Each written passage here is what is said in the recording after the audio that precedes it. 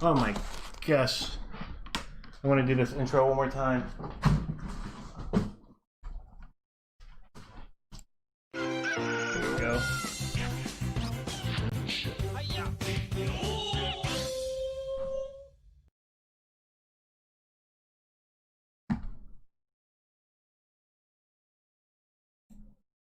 Oh, what the heck?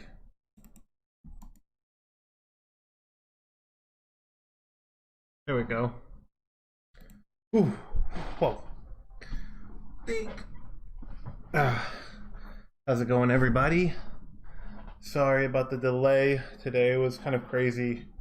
I've been having to deal with my leg in a brace and had to set up everything for my laptop, my desktop for work tomorrow. But let's see. Hopefully we should be okay for a little bit.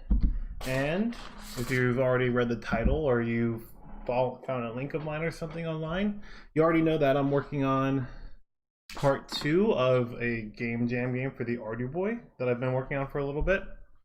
And I would love to kind of show you the progress I've made, because I worked on it a little bit whenever, let's see if I can zoom in. Yeah, I worked on it a little bit. You can kind of see it moving like that. I worked on it a little bit off the stream, and last time I was streaming it was a little bit hard to follow along because you didn't have anything visualizing it, but let's go ahead and change that. What I'm going to do today is show you kind of how to view the Arduboy itself, its screen on your computer screen.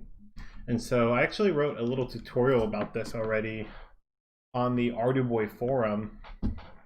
And it was working with, let's see, if this can work. Let's see. Yeah, so I had this working like, oh my gosh, like multiple years ago, but my website kind of went down, and it relies on my website, the software. So unfortunately, I was trying to get it to work. My website was kind of hacked and some files were removed, and it causes the software to crash. So I can't really screen record it. But on this guide, I do actually mention that there's something else you can use. This guy, David, he wrote a Chrome extension.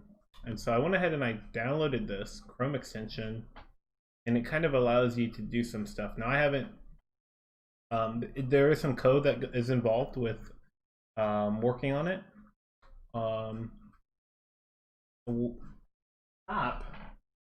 My cat is licking my shoes and is very loud. Okay.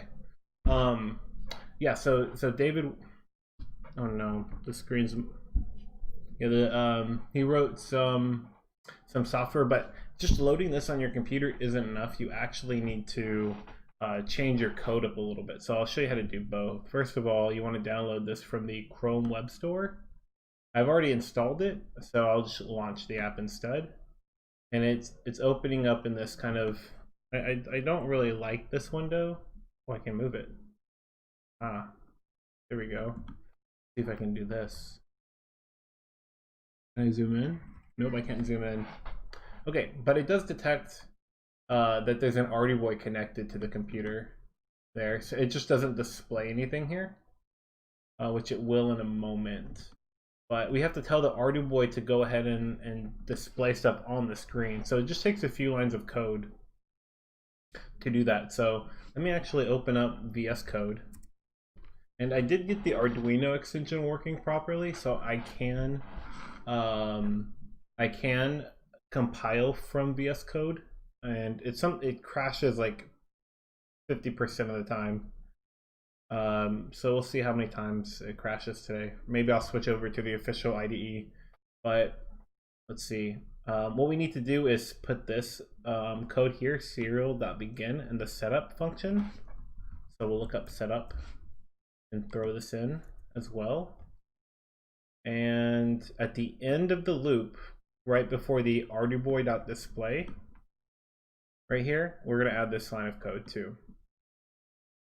Serial.write. And what these two do, the first one, serial.begin, is pretty easy. What it's doing is it's opening up the USB port in a way that connects to the computer and tells the USB port pretty much how fast to send data, which is 9600. What's up, Raj? Hey, Daniel and XXDOPDOXX. Thanks for checking out the stream, guys. Let's see, serial. So once the USB port is kind of opened up the right way, we're going to write some stuff to it. We're going to send some stuff through the USB. And what we're sending is actually this, the Arduboy.get buffer. Now what this is the information that's on the Arduboy's display, like literally like the data that gets displayed on the screen. We're getting that video buffer, that virtual buffer, and we're writing it through USB every time we loop. And then we literally are using that buffer to display it to the screen. And so when we write the buffer to USB, we have a receiving program on the computer that can read from USB, like this one. So let's see if that works. That should be all I need. I'll upload this now, and you guys can kind of see how this upload works here. There's a lot of like debug stuff in here I kind of want to get rid of. I'm not sure how to filter this all the way.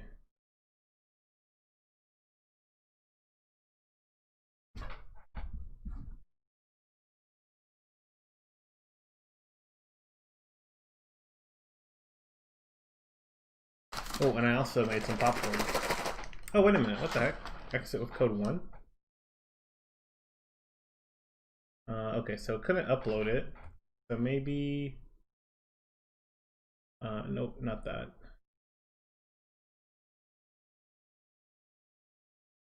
I want it to open. Let's see, Arduino.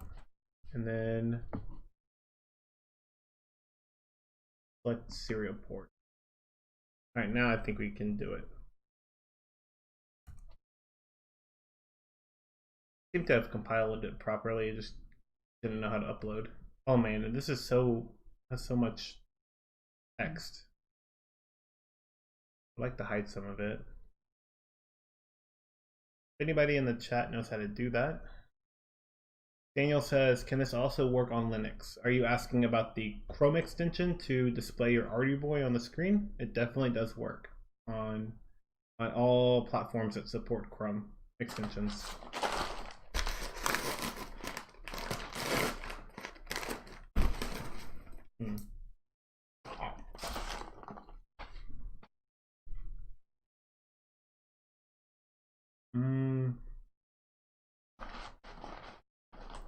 Okay, I'm not quite sure why this is not working. Let me restart VS Code real quick.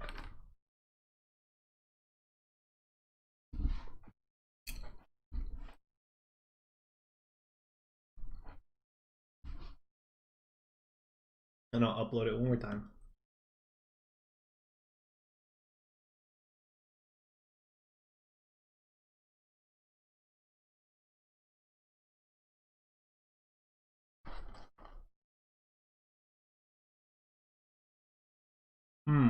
Maybe it is because I'm connected with this application.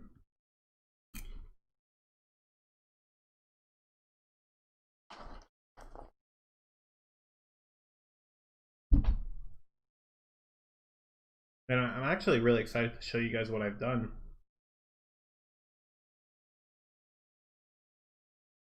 Okay, so it does upload. I think it is because of the, let's see, Chrome, I think it's apps, maybe? Yeah. All right, so you can see now the Arduboy screen being displayed here. It's really freaking tiny. I really wish I could have zoomed in on this. But it doesn't support zooming for some reason. Guys, you tell me if you can kind of see this. I know it's really tiny. Kind of zoom in for a moment. to let you see what's going on here. Go. So there's actually two portions of the game that I've done, and I can kind of control this with the Arduboy itself. There's two kind of portions that I've done of this game already. So this one is the flicking, where the main gameplay will be, because remember we're making a Crazy Bones game. You're flicking or launching these characters down like a hallway at other ones you're trying to hit, kind of like, I don't know, like classic tank games, or maybe Kitten Launcher or Chicken Launcher, or Kitten Cannon, I mean to say. But okay, so it has this like nice parallax scrolling that I did last night, and the idea is that like whenever you get to the end of the hallway, there's like this another Crazy Bone that's over here somewhere that you can hit. Oh, 1 second, guys. Hello? I'm doing okay. Uh-huh. I just heard them slam some gates, and so it sounds like they're leaving, but yeah, it seems like they're...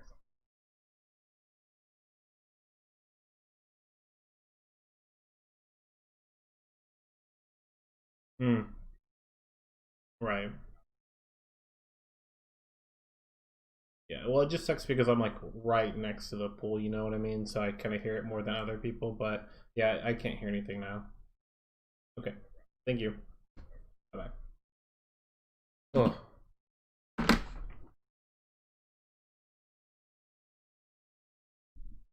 Sorry, guys. Every weekend I have a problem with people like blaring their freaking music outside my window. So I was getting a call about that. Okay. So you're flicking these these Crazy Bones down the hallway, and they're like hitting each other. And so at the end of the hallway, the parallax stops and you continue moving forward. I can show you kind of some of the code that I did for that, but let's zoom out a little bit. Like I said, there's actually two places that I did code for this. I did or two things I've worked on, which is like the state that we just saw, the state flying, which is like you flicking, and the Crazy Bone flying through the air, even though it kind of looked like it was sliding. But let's do state intro, which will show you everything from the beginning, because I really did work on the like a menu for the Crazy Bone game. And besides, this game is also called the it's called Insane Skulls, and it is based off of Crazy Bones. And if you don't know what Crazy Bones are, I'll kind of show you a little bit. They were really popular in the 90s, and then kind of had a resurgence whenever the company made some newer ones. So these are kind of what the newer ones look like, which are not my favorite at all. I'm not a big fan of them. I'm more of into these weird looking, crazier ones from the 90s or maybe early 2000s. McDonald's even had like a promotion, and they all kind of came in different colors, different shapes and stuff. So I took inspiration from some of these designs and made 16 of my own. And actually, I posted them on Twitter. By the way, if you're not following me on Twitter, twitter.com/thecrate to see. This is a game that me and my friend were playing, and I captured the Crazy Bones being flicked slow-mo, and it kind of looks cool. But this is my collection here. I got a pretty extensive collection. I spent like way too much money collecting these, but I think they're kind of fun and wholesome. So here are the characters that I made. I guess going through them, Eggster, he's kind of based off of Eggy, which is a Crazy Bone. This guy, I always make this like grimacing emoji face when I'm talking to friends, so I thought it'd be fun to have like a one based off of that. A rocket ship, a spider, a triangle, kind of like a rook from chess, a chicken, and this here is actually Koger from Koger's Mountain, which is another game that I released for the PlayStation Vita. So I decided to put a few familiar faces into the game. So this is Koger right here. And I remade him. And then I made one that's kind of like BMO from Adventure Time, but he's a TV. And his name is Tivo instead of like Stevo. Or like a BMO. It's just Tivo. And then actually the cowboy from Midnight Wild is here too. This guy is just kind of like a blobby looking dude. He's a UFO kind of based off of like an old Tamagotchi character. This is like a penguin, like a fat penguin. A train, a dinosaur, and then Circuit Dude himself. So and every sprite also has two different sizes. A bigger size, like which is 16 by 16 and an 8 by 8. So this Circuit Dude is kind of a new design, but his original sprite from the original Arduboy version of the game is in there for the smaller version of the sprite. And you'll see that in a second.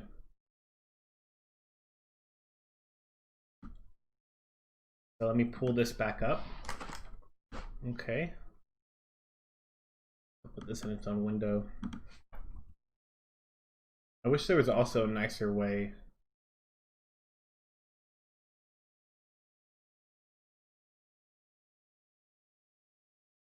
What the heck?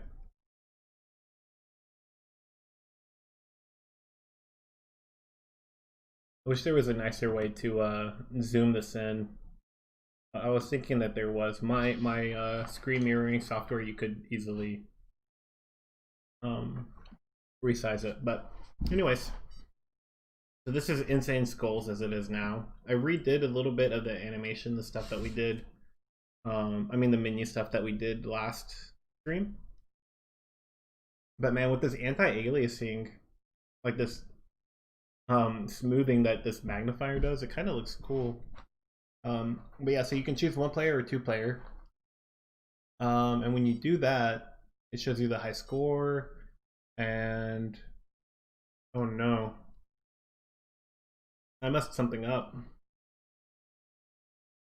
What did I do? You're supposed to be able to like select your team of 4 different characters.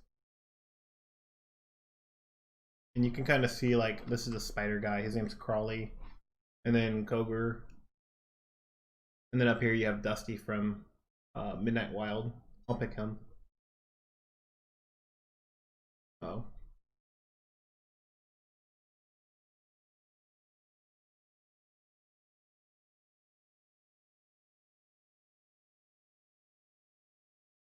Yeah, I don't.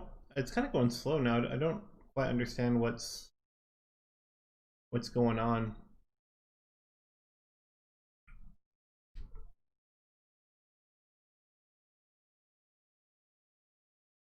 I think there's actually an issue with the running out of memory. Let me retry this one more time. Can I refresh this?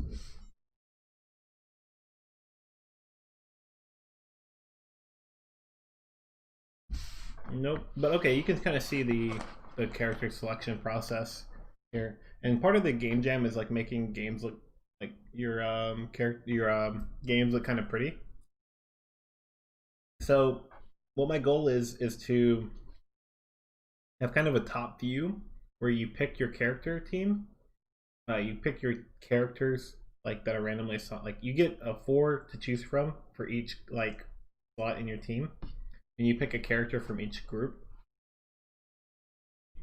And when you do that, like the other team is generated to, or the second player picks their team, and then you kind of have this top view where everything's zoomed out, and you can see the kind of the 2 smaller characters, and you angle and make your shot at the other team, which is going to be on the other side of the screen. And when you do that, it changes from this top-down view to kind of the other hallway view that you saw, where you're flicking and the characters are launching. Well, let me zoom out real quick and try to restart this. And if we can't get this working, though, it's going to be really difficult to screen this software or this development.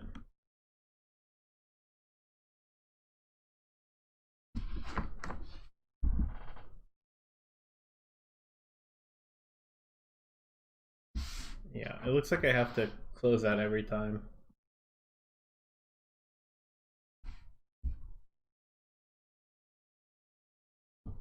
Just super annoying.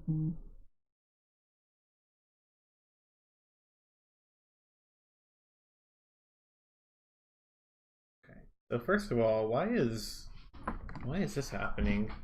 When I choose this, there's like garbage data for these three, but not for the last one.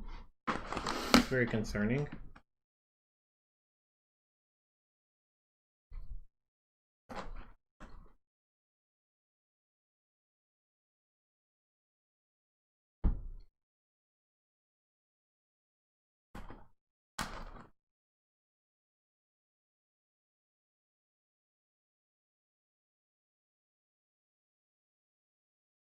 Okay.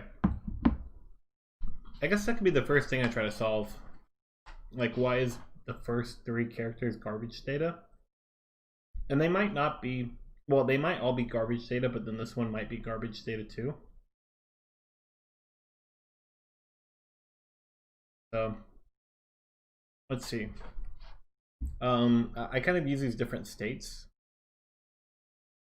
to keep track of where you're at in the game. So let's look for state cars, which is the character select screen. Uh-oh. I might have to put a thing on my camera. 1 second.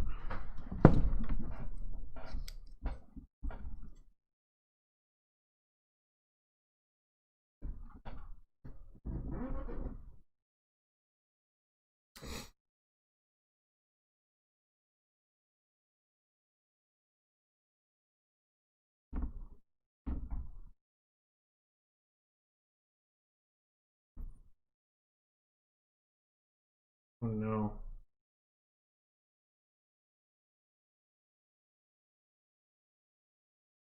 I'm dealing with this so much.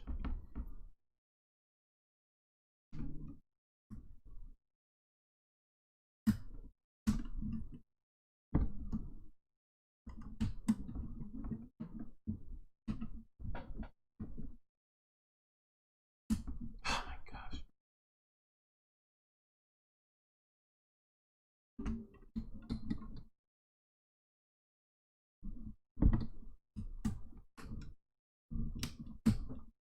Oh my goodness.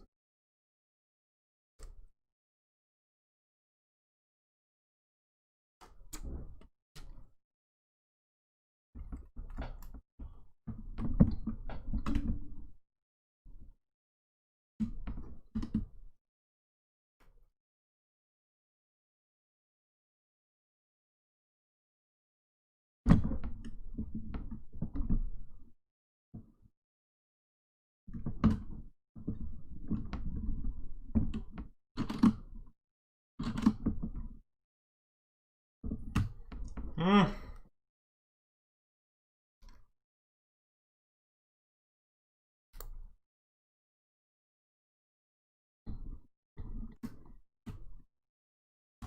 Gosh damn. I hate this so much. I have to push it every 10 minutes. Okay, well, I don't want to forget what I'm doing right now, so let's work on this.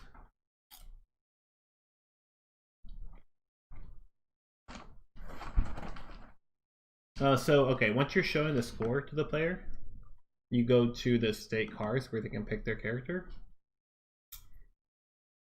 And then I have a callback function, a function pointer right here that I can optionally make a call to. And I think Let's see. Reset picker.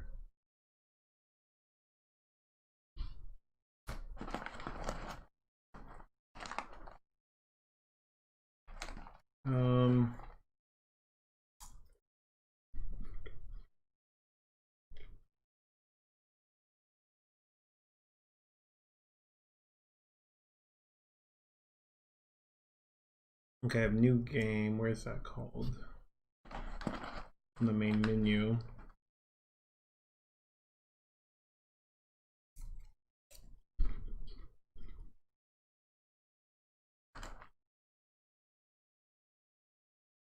Okay, so this is where I'm actually running it. This right here in the new game function. I reset these two teams. I have a team set up for player 1 and a team set up for player 2. In this buffer team right here is the one that I use to hold the random characters that you see whenever you're going to select your team.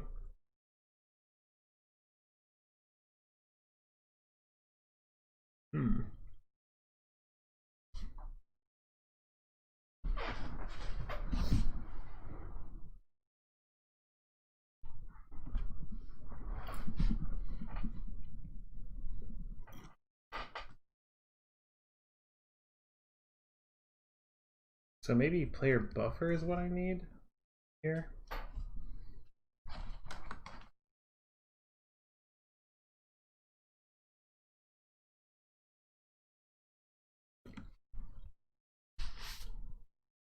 I'm try to upload this real quick and see what happens.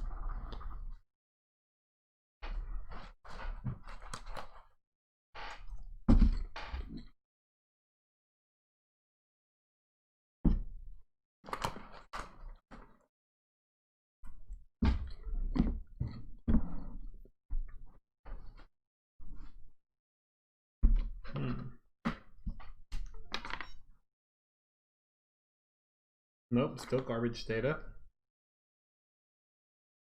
I wonder if the serial stuff is causing the issue.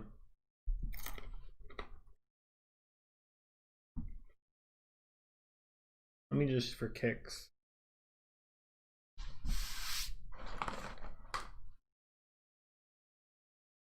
comment it out real quick.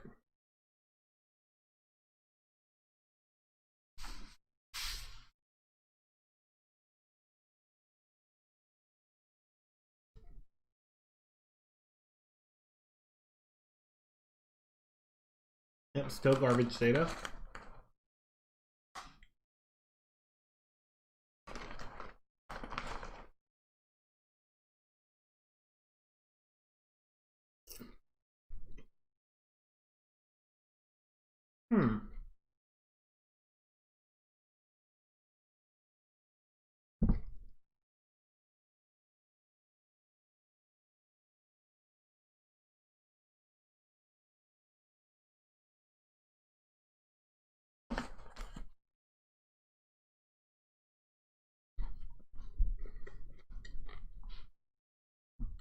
What does reset team do? When I do new game, I call reset team for both player 1, player 2, and the buffer. So let me take a look to see what that looks like. Oh wait, what is this? Oh wait, that's right. I had that for switching between the teams.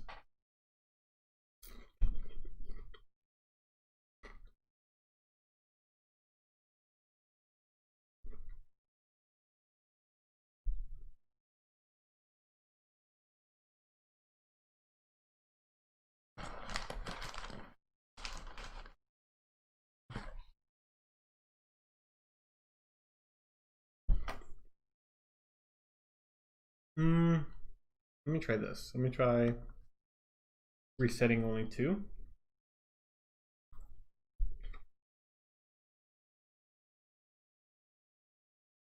Let's see what happens.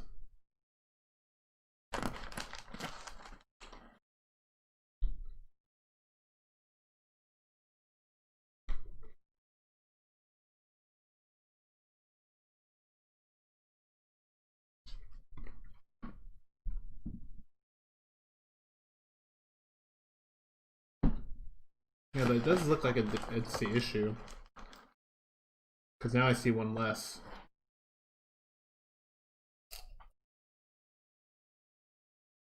Hmm.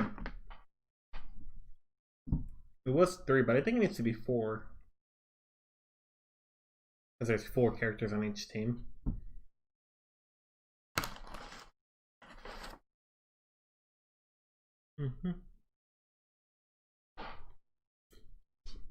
Oh, my hair is so freaking long right now.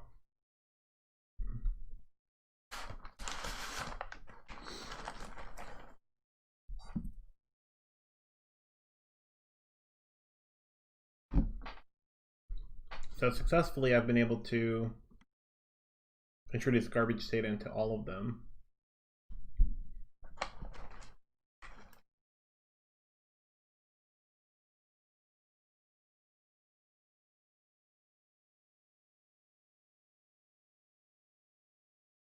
Okay, so I guess we kind of confirmed that this was not the source of the issue.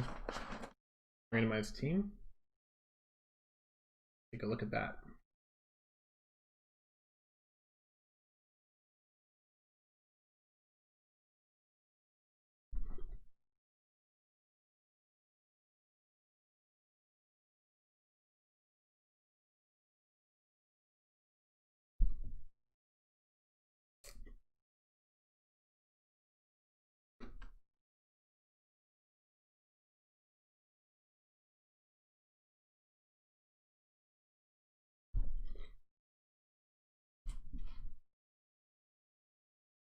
I'm going to make it to where all the teams are now going to have a value of 0. And the first crazy bone, or the first crazy skull, insane skull, whatever you want to call it, is Eggy. So if I randomize my team and all the teams are filled with 0, they should all be Eggster.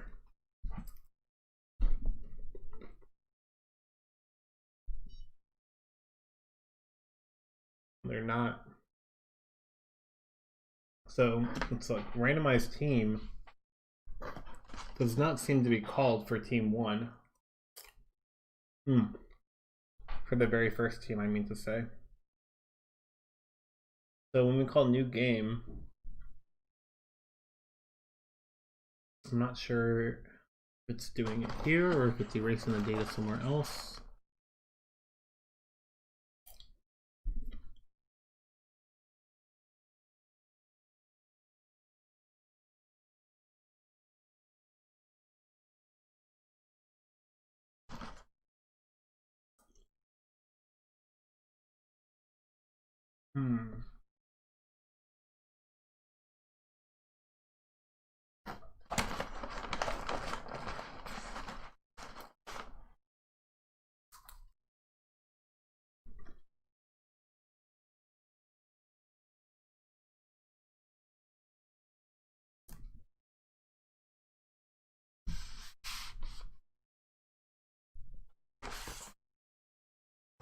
Where else do we randomize the team? So we randomize the team when we call new game.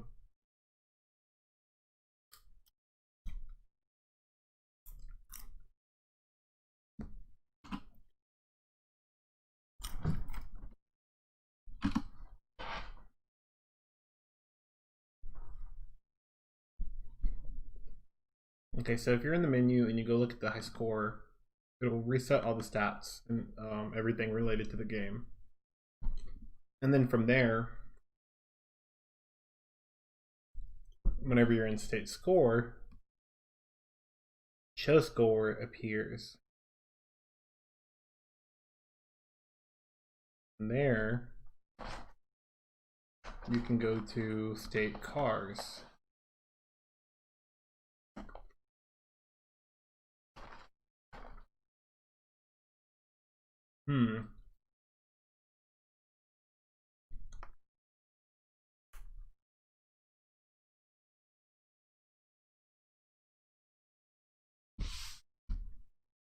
I guess we can do it here too. Instead of null pointer, we can say new game.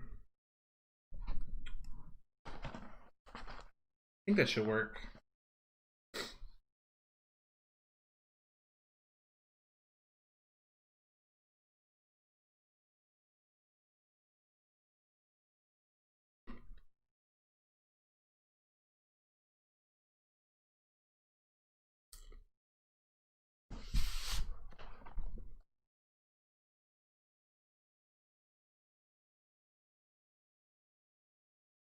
Still no.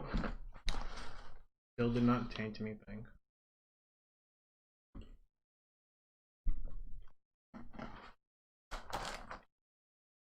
Hmm.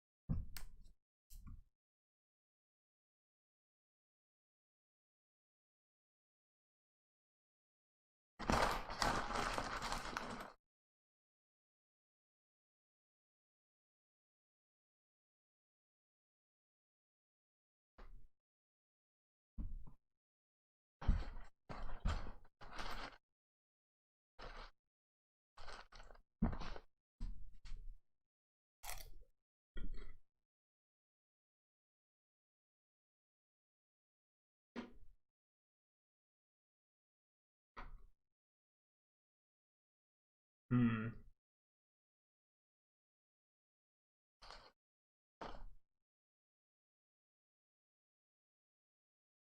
Oh, look at this. No, that's not gonna help any. Hmm.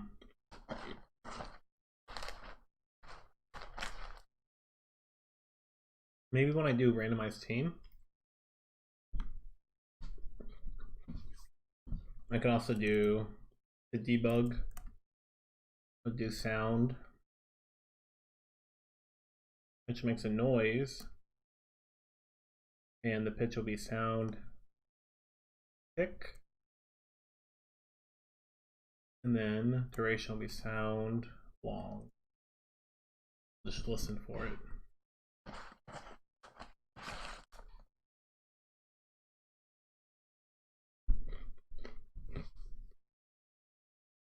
Hmm?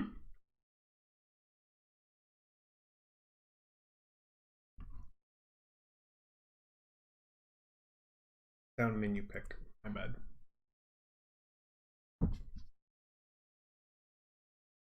Oh, I could use serial print, yeah.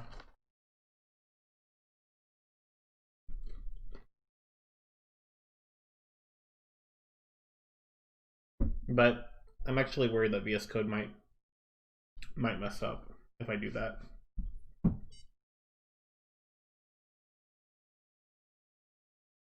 Yeah, so I randomize the team like I'm supposed to.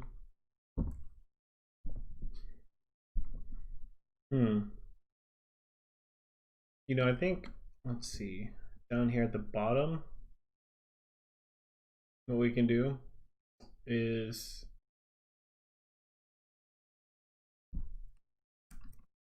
serial. Oh no, what did I do?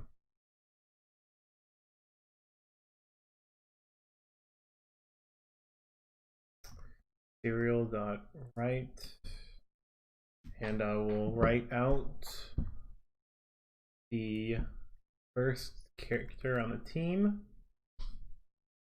which will be on player buffer, and that's only 1 byte.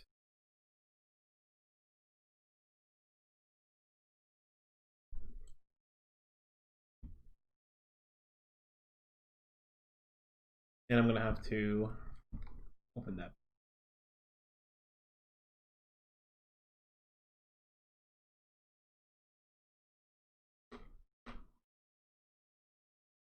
This was like working like yesterday.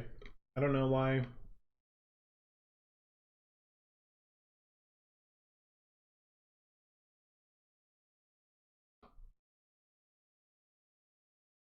Mm-hmm.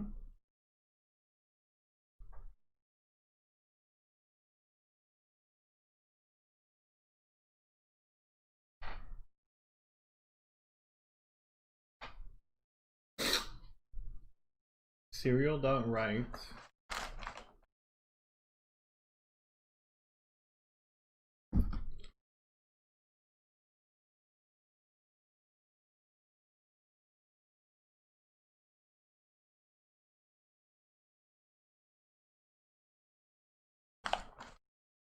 It wants an array. How many bags of popcorn will I need to compile this game? Good question. It's pretty much gone, so at least one more.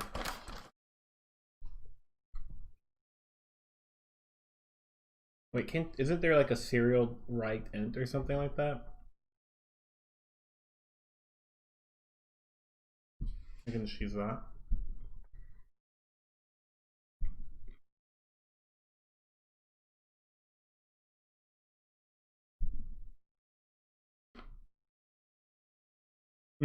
Okay. I've overloaded it. I just write the value out without the link.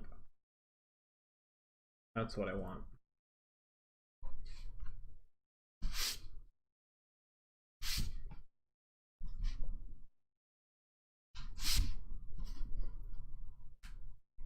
Print ln serial print. Oh, totally.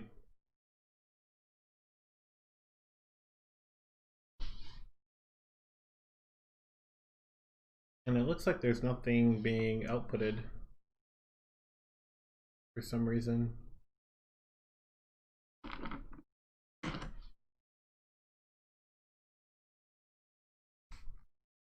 Hello. Come on.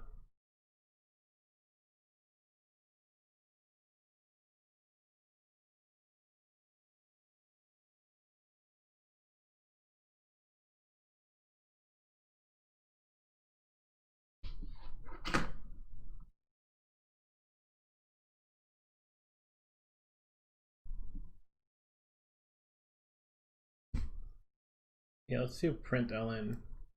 See what happens.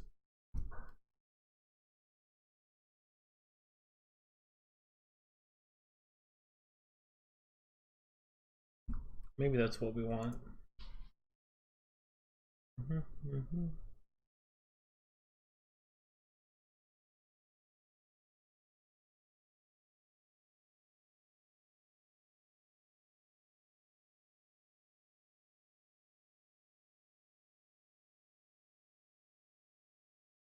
Or maybe I have to do this. Serial monitor. That's what I want to do. Huh?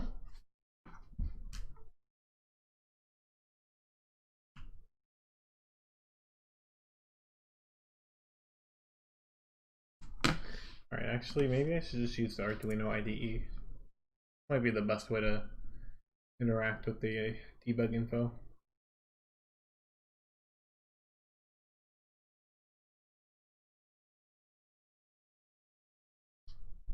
So we can see right here that it is whatever symbol this is. I don't know what it is, but that value. Now it's the same value.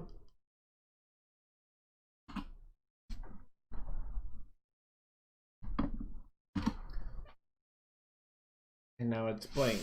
And it's blank because I guess it's the 0 value. I don't know why VS Code doesn't want to output the serial monitor stuff.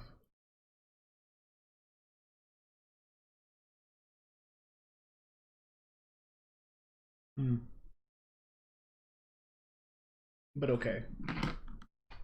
So I don't know why randomized team was the issue here.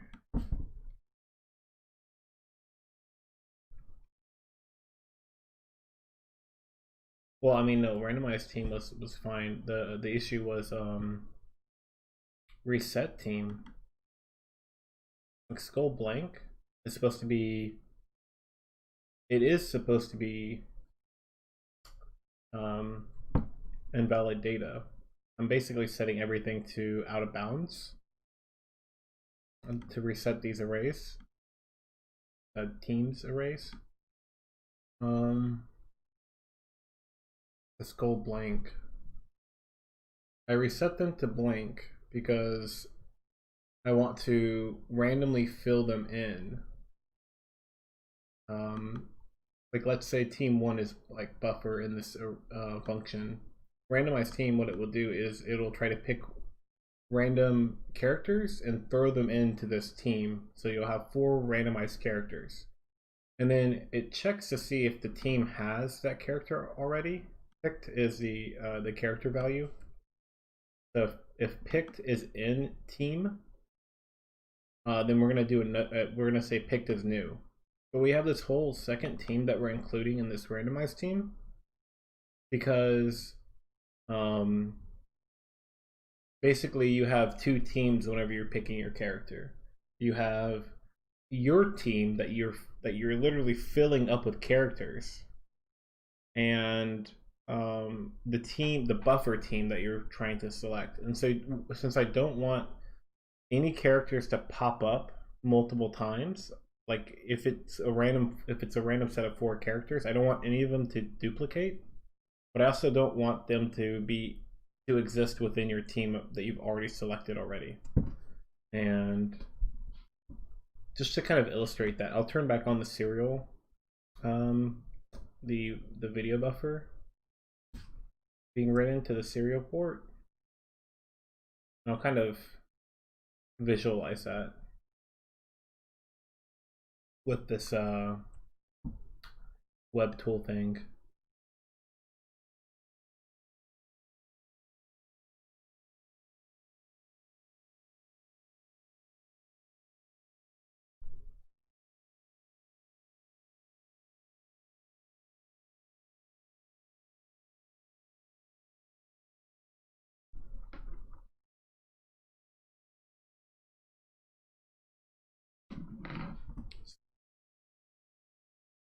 There we go. Okay. Oh no, that's not what I meant to do. Magnifying. So we have the game, 1 player. So the player buffer is right here. This is player buffer team, and this is player 1 team. And you see how they're blocked out?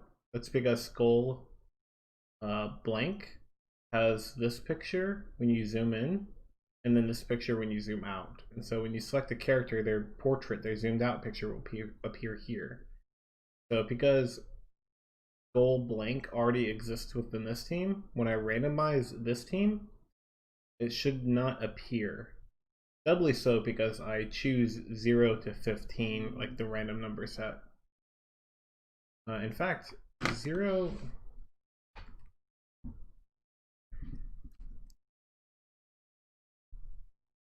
zoom out. In fact, I think it's exclusive too. So it should be 16. Let me upload this one more time.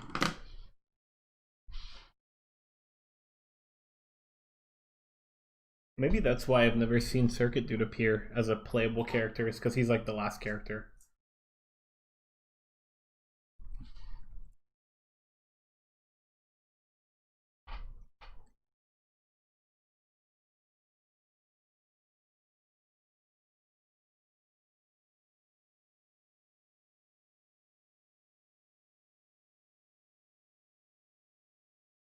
The Java Jack says, better than checking if the character picked would be to Fisher Yates shuffle the candidates and the first 4 from the shuffle list.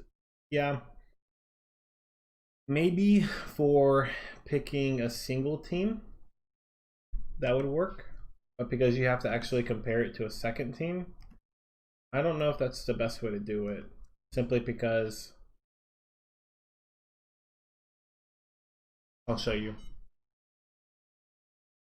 So let's imagine that this was not an error. I pick a character, and then boom. Now I have these 4 random characters. Okay, and I picked the TiVo because he's cool. Oh, look, there's Circuit Dude. And I picked Chicky.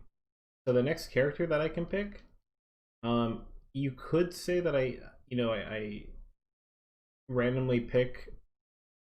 You shuffle the 16 characters or whatever and pick 4, the first 4.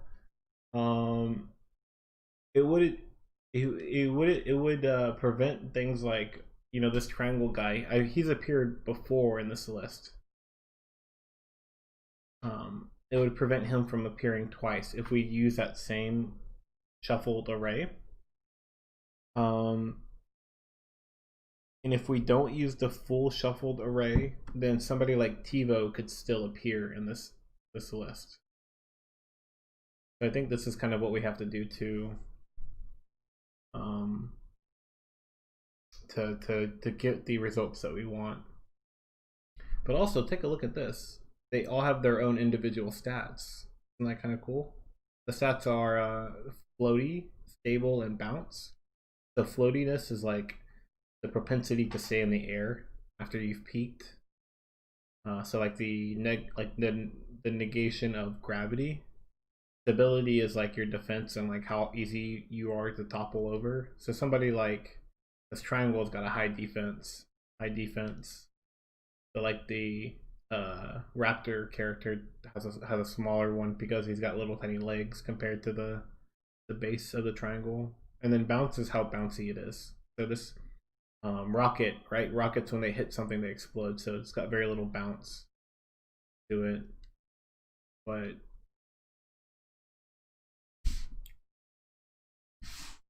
so for some reason, the first lineup, the first one is not being properly randomized, or it's being randomized but ignored. I don't even know how to describe it. So let's kind of look at this code a little bit more. Whenever I don't reset the teams,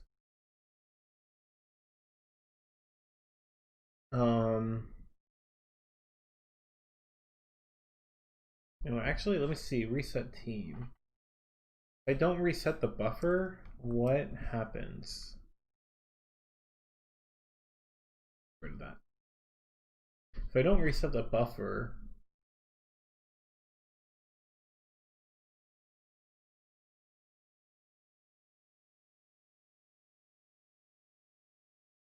then he doesn't get set to. It's just the player skulls.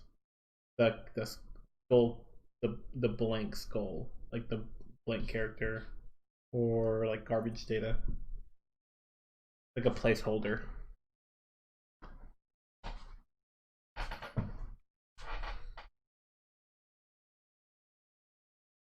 Gosh, my freaking hair! I need a hairband. Or here we go, a rubber band. What about that?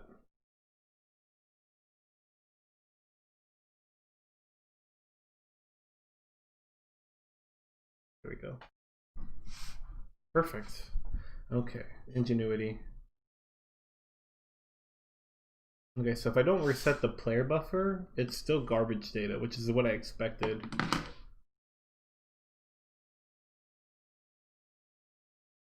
And the teams, let's see, output 0, 1, 2, 3.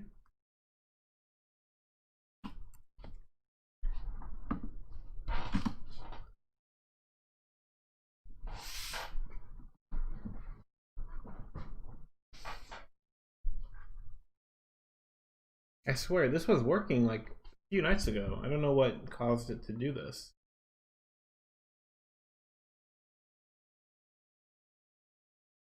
Okay, so actually,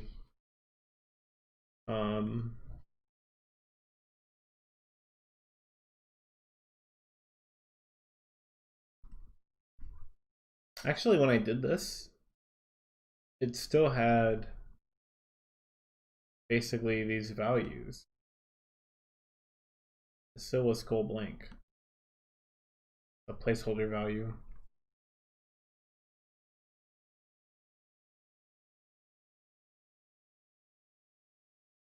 So randomized team, maybe randomized team is doing it. I don't know, I'm going crazy, I think.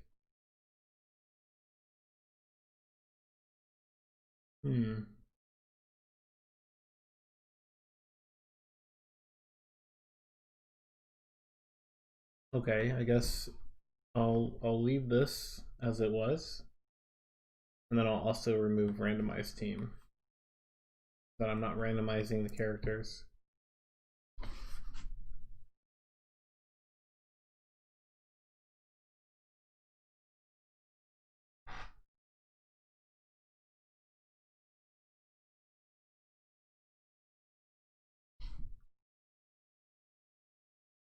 Oh, VS Code sometimes loses track of the Arduino extension host. I have to reset it. If it starts doing that more, I'll just use Arduino IDE to compile and then write in VS Code.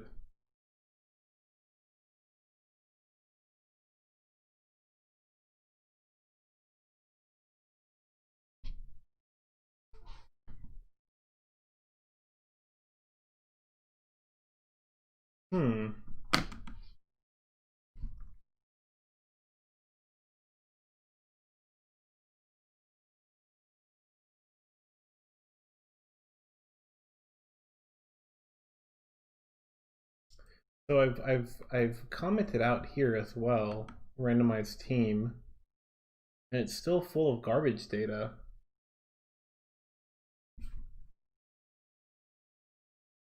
Makes me wonder if maybe there truly is some interference coming from somewhere else.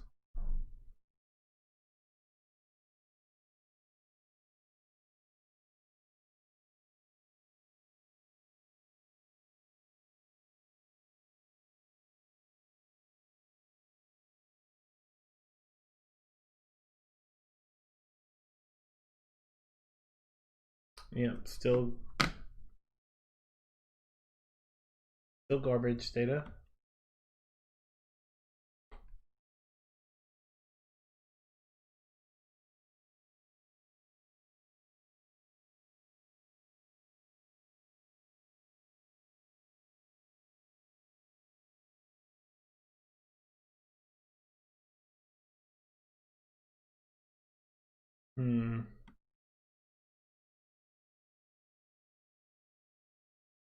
So what about reset team?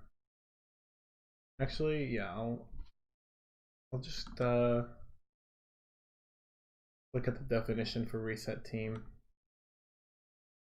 and I'll just return out of the statement, or return from the function. And same with randomized team.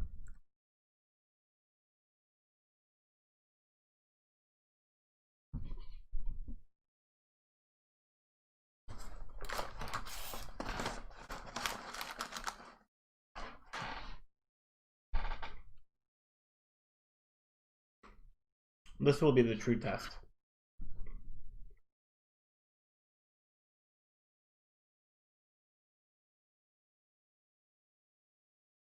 Okay, so it actually did display properly.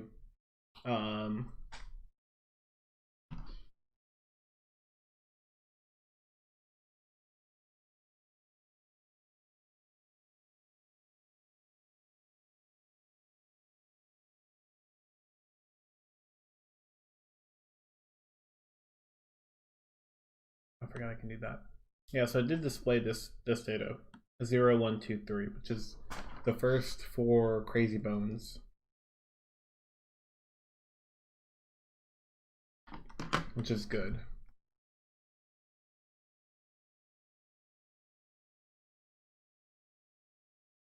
That means that somewhere we are calling randomized team or reset team, and it's maybe messing things up.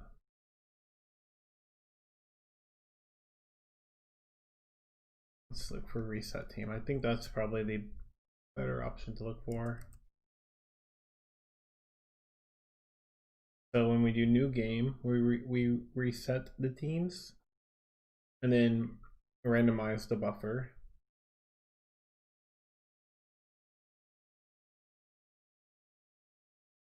Okay, and the next match, actually, it looks like we reset the team.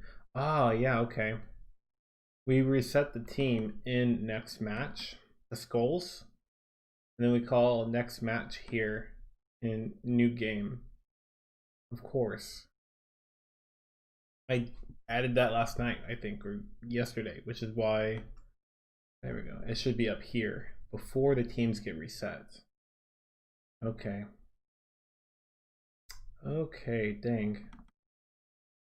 Some people argue in favor of version control. I don't know how much I like version control, but times like this would save you a lot of grief. So maybe if you aren't as stubborn as me, you might look into it.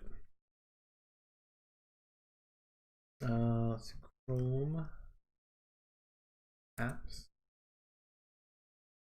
Compile this and upload it.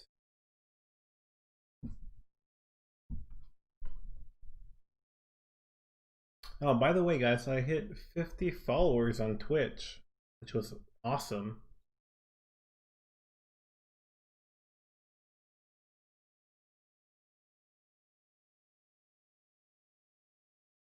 Okay, let's open this up and zoom in. Okay, let's take a look. All right, that's exactly what we want.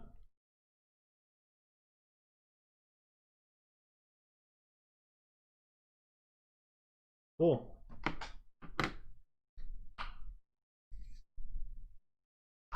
Oh man, I just can't get over how cool this this filter is and this magnifier, kind of smoothing it out instead of making it look pixelated.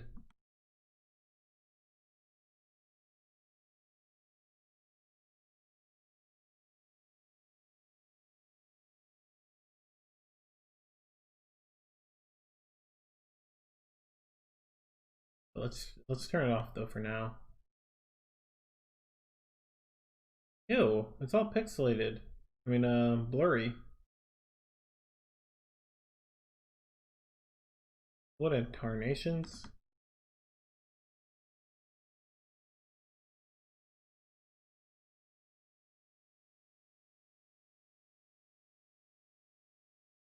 Why wouldn't it just pixelate it? Why does it have to like Gaussian blur it?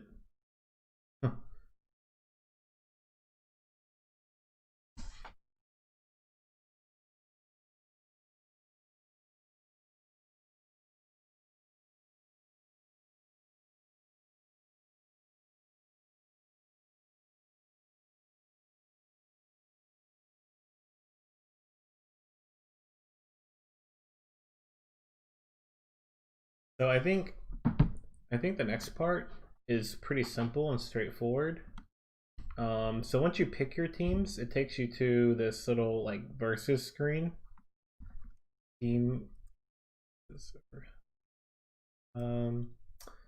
state vs and show vs is the function. Okay, so this is what is kind of being displayed or kind of running whenever you are showing the versus screen.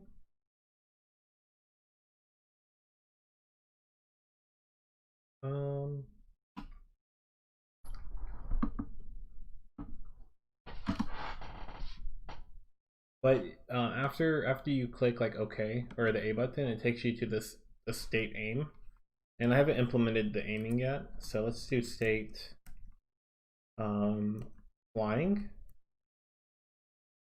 and null pointer, and that's going to take us to the state that I showed you earlier that looks like a hallway. And whenever you're in there, you look at this function flying, and it says draw hallway, and that's kind of the only portion that I've done so far. Is like draw the hallway that you're flicking the character down. Flicking is when you determine like the speed and stuff, and flying is the actual movement animation. It'll look like cool, it'll have particle effects, all that stuff. But I'm drawing skull bitmaps to 0, which is like the first skull, insane skull. But we can actually say, instead of the 0 one, we can say team's current or player turn is actually the current player's turn, and it'll be current skull. The current skull will be, let's see. Current skull is used when you're picking the skulls, when you're picking your team.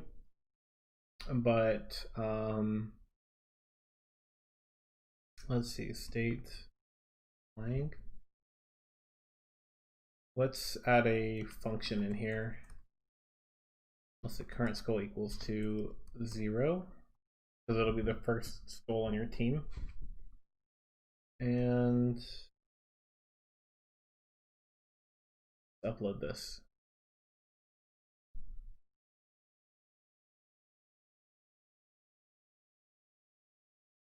Whenever the character is flying through the air, we want it to like actually move up in in the Y direction. But we also want it to rotate too. I'm going to try to implement some sort of rotation in here. I hope I have enough space and it's not too slow, but we'll see.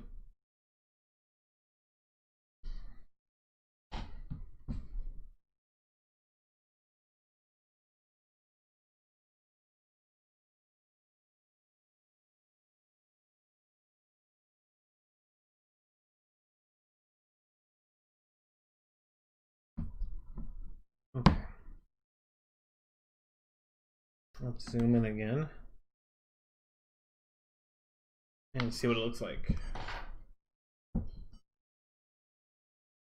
So let's do TiVo and Ogre Circuit Dude. Gotta get Circuit Dude. He's like actually middle of the road for all the stats. I wasn't sure what to give him. But every character is unique in their stats and their stat distribution. And you can kind of see these guys are good examples. Being different. Like the rocket ship, he's really floaty because he's a rocket, right? He's got like the booster and stuff on him, so he should fly. He's pretty stable, but he explodes when he hits the ground. And Blubs, which is like a blubbery penguin, has a lot of bounce because he's fat, but he's not very floaty because he's heavy. So, Circuit Dude and a UFO.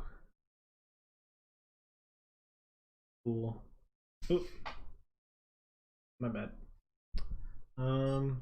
Yep, so now we see Chicky. Wait, did I choose the chicken? Oh.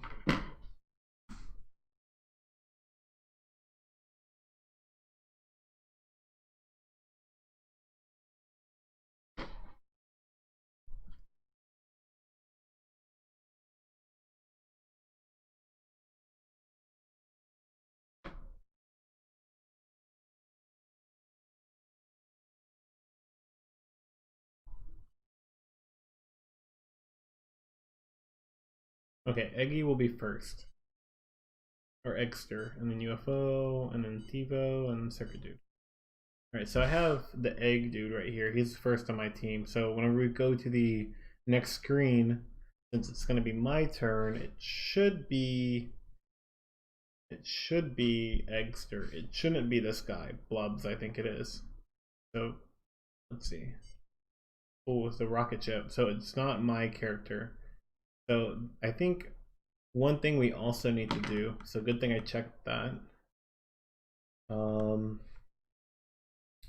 Current skull is 0, but we also want to say that player turn equals to player 1 always. And yeah. I think we can also name this start game. Let's make a function called start game. And I'll put it over here by new game. And this is basically just like making sure that the game is like ready to. What is this? What is that? Oh, I guess it's the magnifier.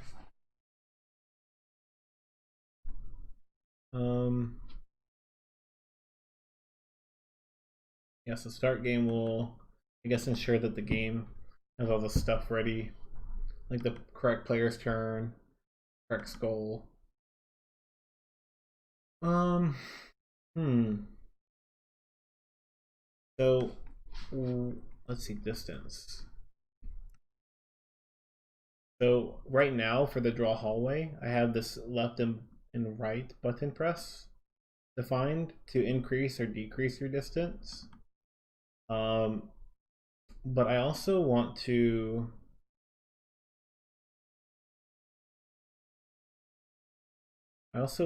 whenever you increase or decrease your distance, I also want to somehow rotate, add or remove rotation. So the more you go flying, the more you rotate. But I also want some rotation factor in there that's randomly chosen too. So, oh, my screen went black. I think this HDMI cable is pretty crap, the one that I got, so I might have to look into getting a new one. Here we go.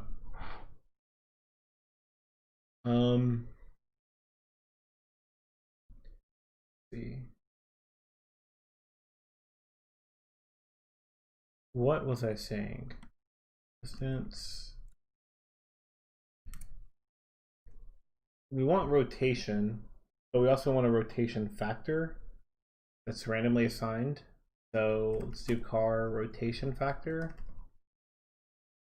equals 0, and the rotation factor can be determined when you flick potentially. So I'll put it with this.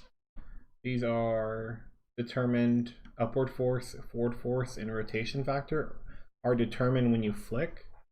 And I'll put a note in here that says when you bounce, randomly change rotation factor. And so that'll make it to where like you're spinning and you hit the ground and you like maybe you go the opposite way slow and then you hit and then you like fling the other way. I think overall that'll be kind of a cool cool little effect that's easy to implement. So rotation factor, and then rotation factor we'll just for now actually let's see, new game.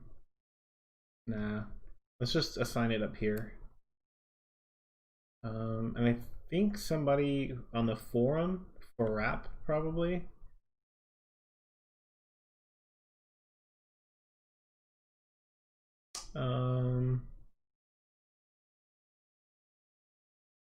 There's a bitmap rotation thread.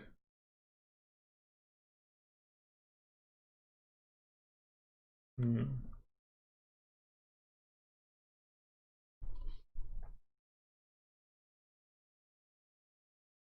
Hmm.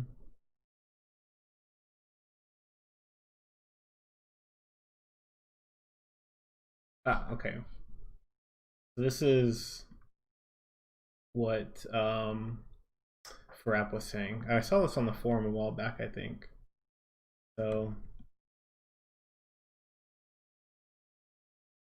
we have rotation factor, and speed is something that I do want to include. Oh.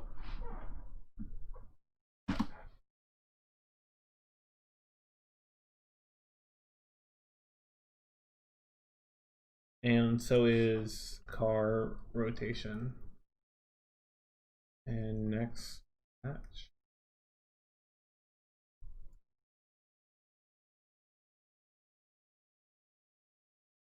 Next round basically goes from you to the next player. So I'll say rotation factor equals 0 here, and rotation equals 0 as well. The rotation is the current rotation of the skull or crazy bone.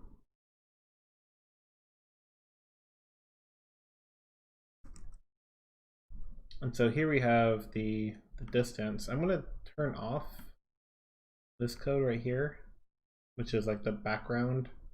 This is the drawing of the bitmap for when the crazy bone goes flying.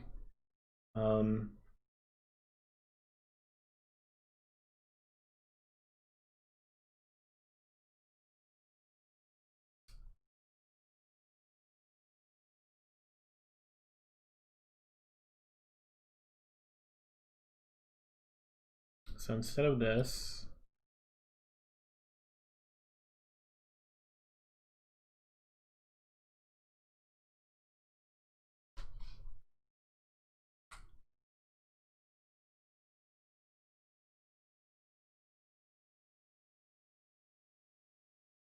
I think source X would be just X that I've calculated from up here.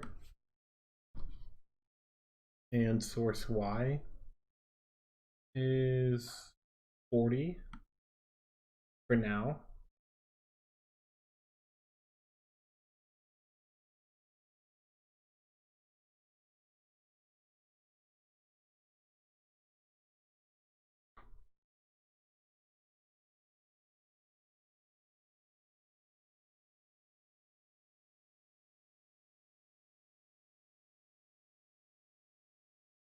And angle is going to be rotation, but I think this actually needs to be radians, so I'll have to look more into that.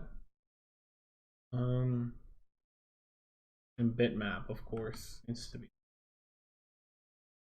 So we'll just throw this code in haphazardly and see what happens.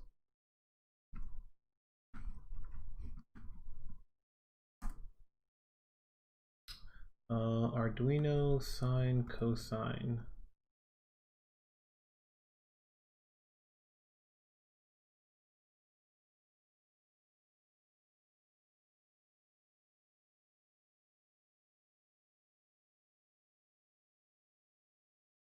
Calculates the sine and angle in radians. The result between -1 and 1, but it takes a float.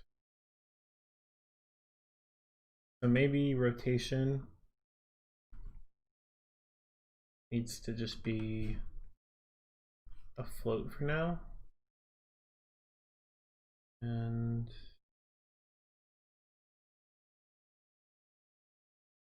I'm not sure what this looks like, but we'll say that rotation will add 1. It might be slow, not super duper sure, or it might actually be too fast because it might need some sort of really tiny number.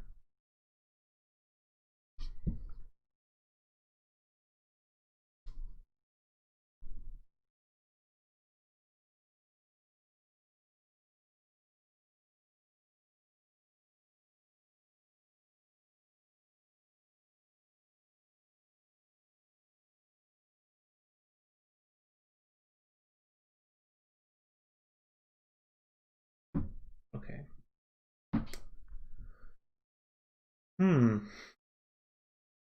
Float rotation 0f. Does it not like it? Doesn't like an F.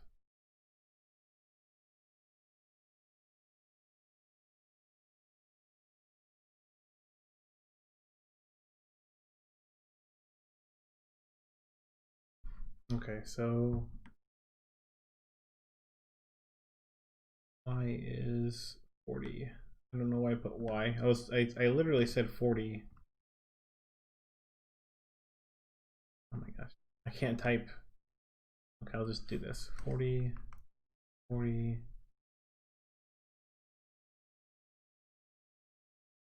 And yep.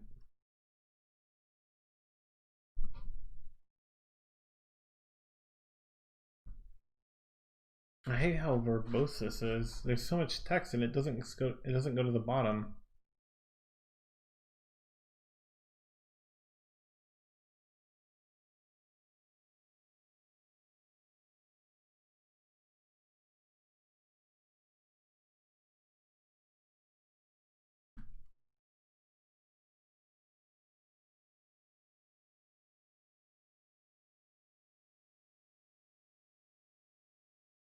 Oh, there we go. Get pixel is not declared in the scope. Is it Arduboy.getPixel?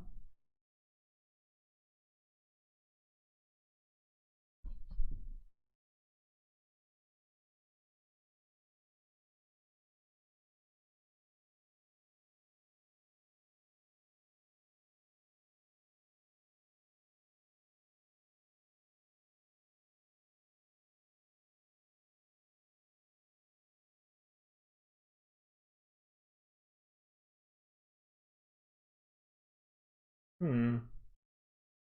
Set this up a little, maybe a little bit differently. Arduboy, rotate, image.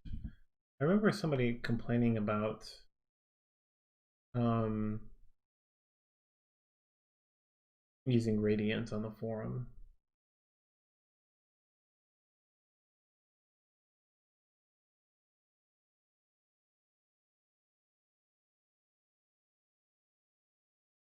And I don't want to rotate by 90 degrees. I want to actually rotate by,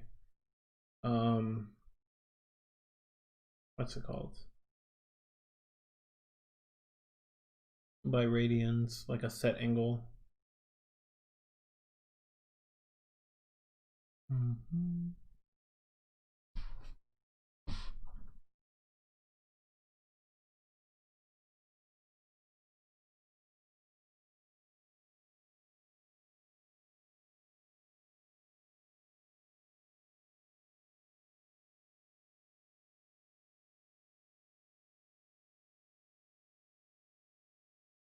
Hmm.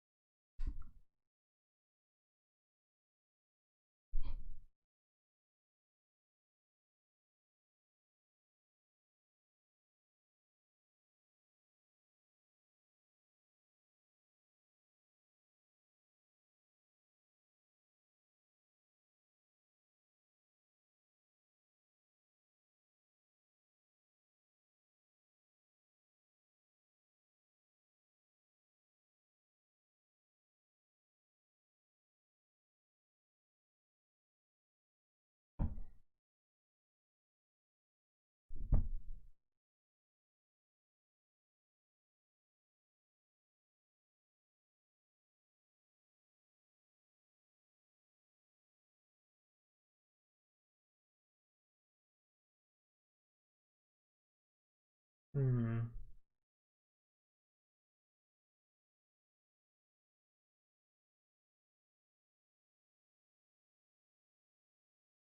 I mean, I know what this is wanting me to do.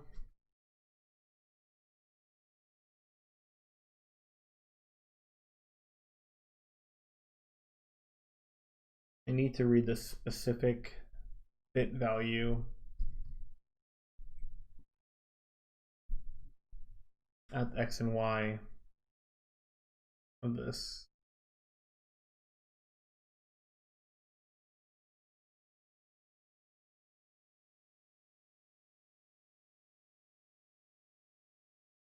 Wait a minute.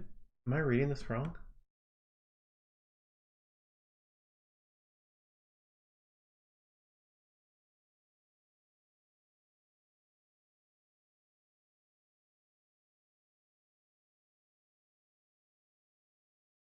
How do you rotate the name in 2D space?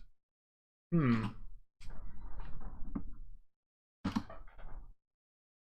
Yeah, I think this is just kind of pseudocode to get pixel.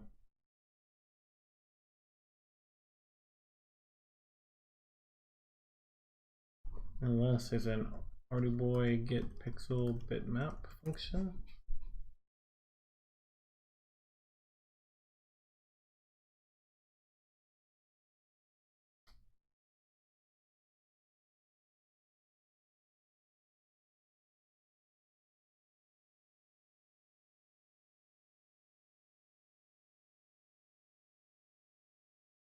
Hmm.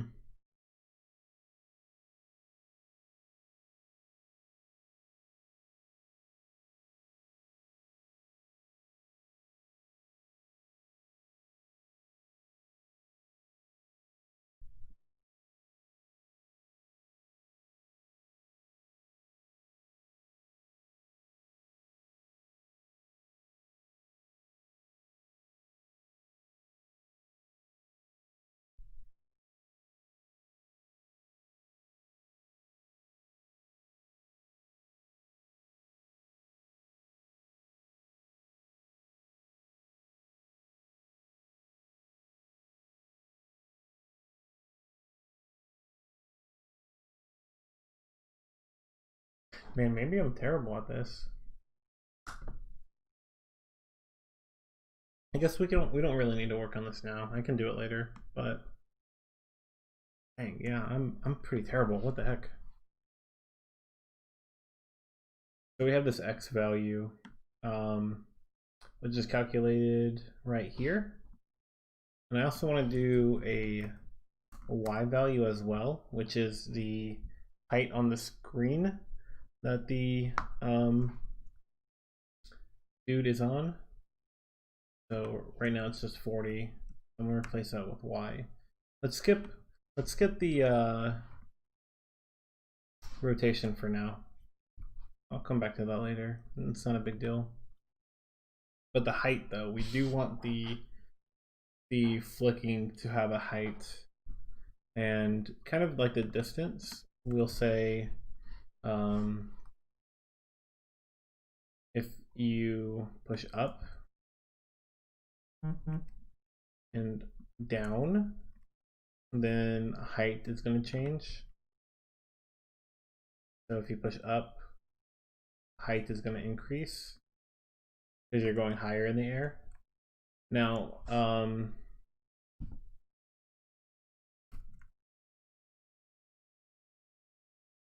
most of the time you don't want the you want the height to be lower, to be closer to the top of the screen, but we'll do math to figure out why right here and correct that.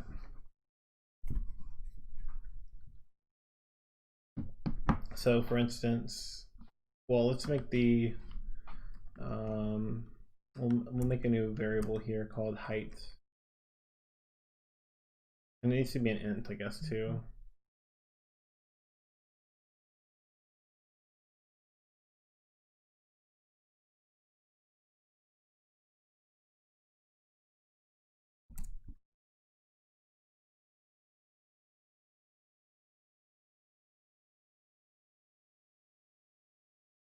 Next, height and distance don't need to be there. They need to be here.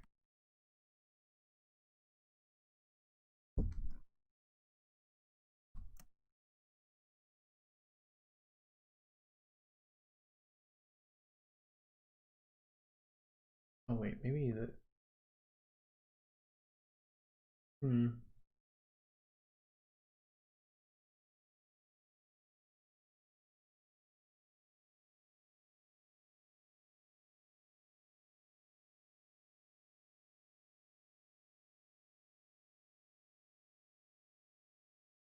Let's see, reset round.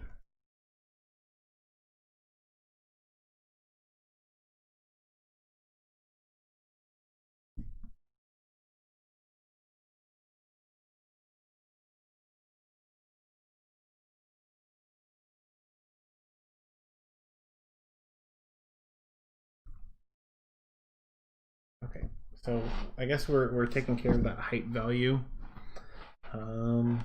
We're resetting it the way we need to. So height should be 0.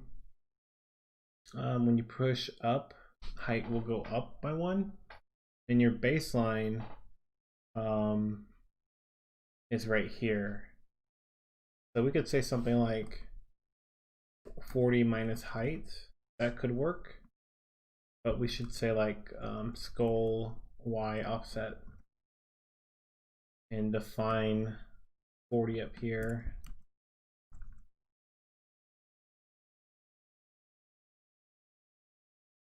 To kind of like make sure it's padded a little bit off the ground.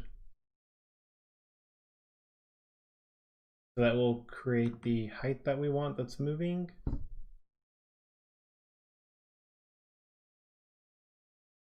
And you know what? That probably is fine, actually, just like that. It doesn't need to be any more complex.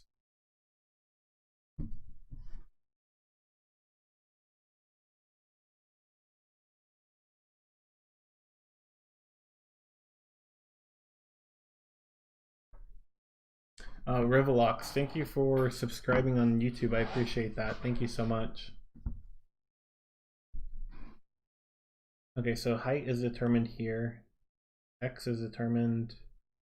I guess we can play around with this for a moment. I'll go ahead and put it onto the Arduboy. And then from there, maybe we could do flicking. Because the height needs to be moving with the distance. It can't just move independently, really. And I'll go ahead and pull it up for you guys too.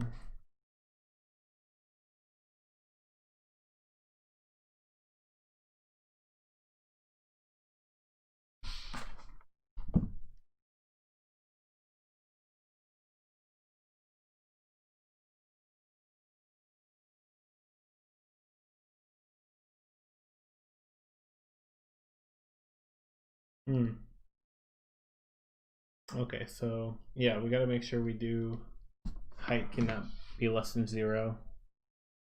It's important.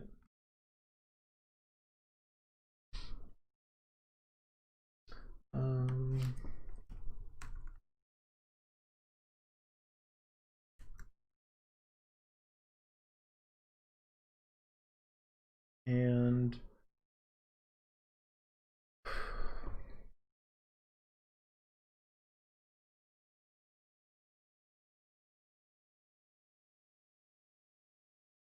okay, so we also need something for, let's see, upward force. Upward force is like the amount of force that you initially apply when you flick. Forward force is also the same thing, but forward, basically forward trajectory.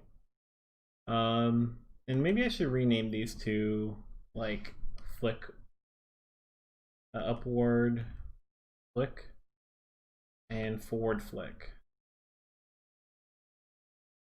Force makes it sound like there's some sort of, I don't know, physics involved with it, and this is less physics based.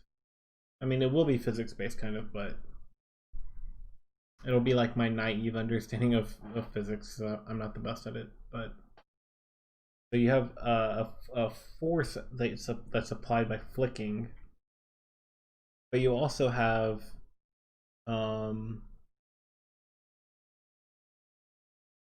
like a movement.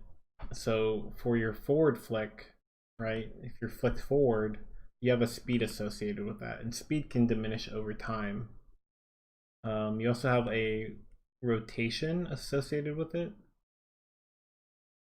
So rotation is to rotation factor as speed is to forward flick, but upward flick also needs to have something too, and that's what like gravity will act on. So it's kind of like your downward speed, or speed in relation to like gravity.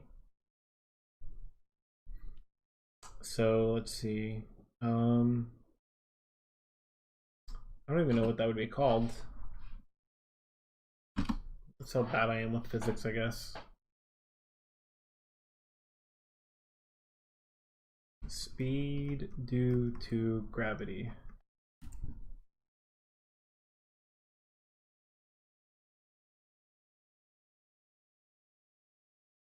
Gravity, I guess these all have to do with gravity.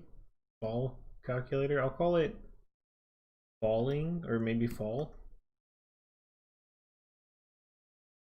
The fall will calculate like how fast downward you're moving.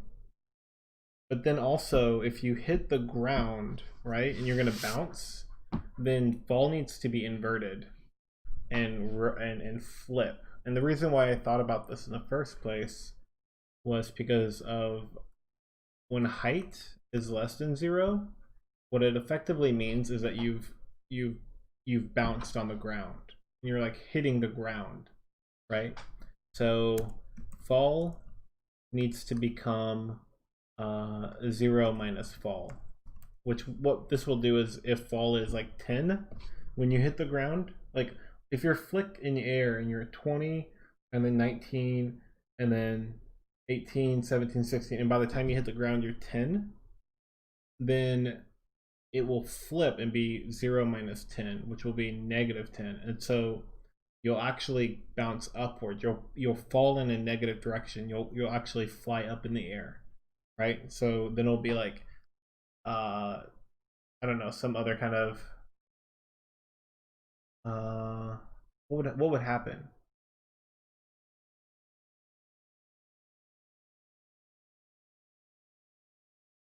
Your fall would continue to decrease, I would think, and your height would your height would always decrease.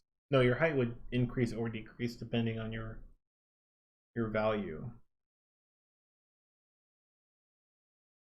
of fall. Yeah. So, hmm. Hmm.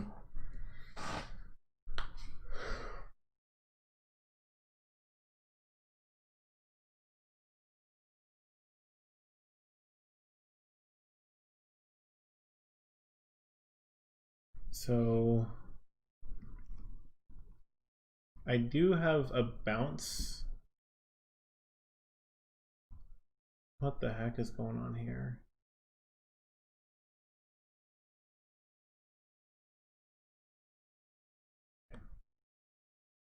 So I have all these kind of stats and kind of equations kind of thought out for stuff like bounce. Like if bounce is if it continues moving after it hits the ground, another bounce. There's like a chance that it'll actually bounce.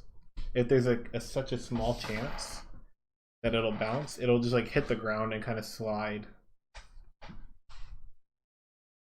And so you want to choose pieces that bounce a lot more so that they'll have a higher chance of continuing if you're a little short. But we can actually add that in later on once we get like a kind of a realistic arc going for flicking these skulls around. So maybe we should actually do this. Your distance is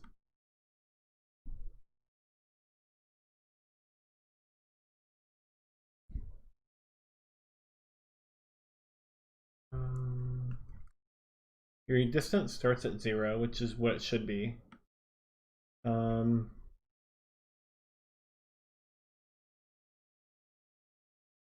Flicking, let's make a new variable called flick, or yeah, test flick, which will be the result of a real flick.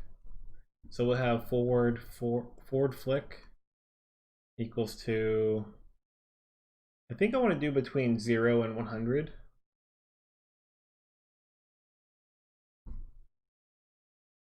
Maybe, no, I don't know. What are your stats in this game? You have bounce, floatiness, and stability. I purposely chose not to like add aerodynamics to be a stat, but we'll say like forward flick is 10. I don't know, maybe no, 50 sounds a lot better. And upward flick will be, I guess maybe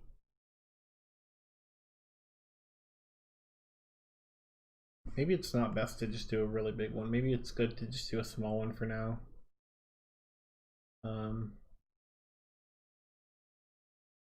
So upward flick and forward flick are determined during the flick. And then your speed, your initial speed and initial fall are then calculated. And also the rotation factor is randomized. The rotation factor is 3 for now. We can make it 0.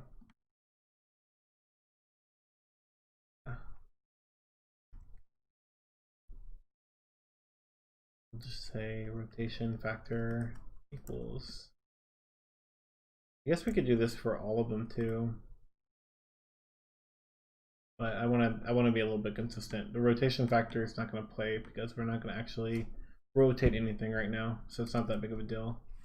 But speed and fall are important, and rotation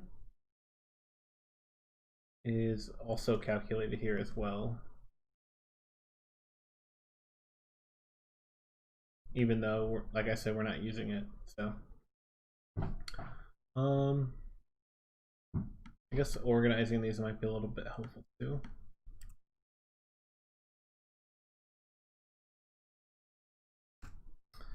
So if your upward flick is 10, then your fall needs to be negative because you're not falling down, you're falling up, right? So we'll say 0 minus upward flick for now, and your speed will be your forward flick.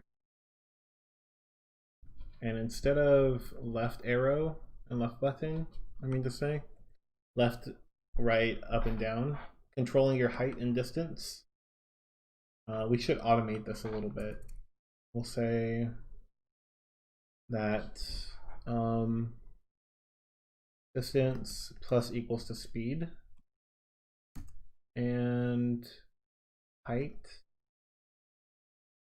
plus equals to fall.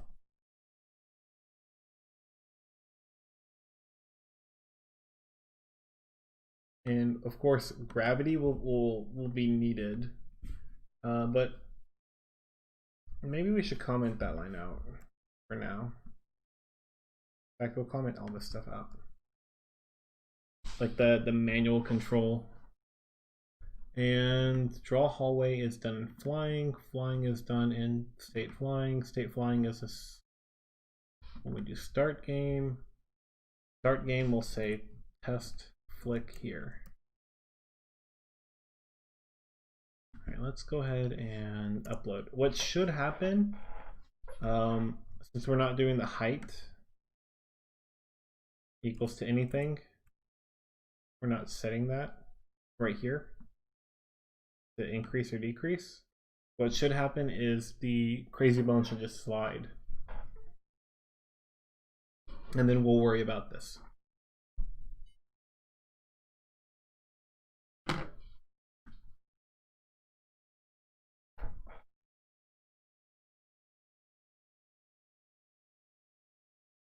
Yep, so he's just sliding.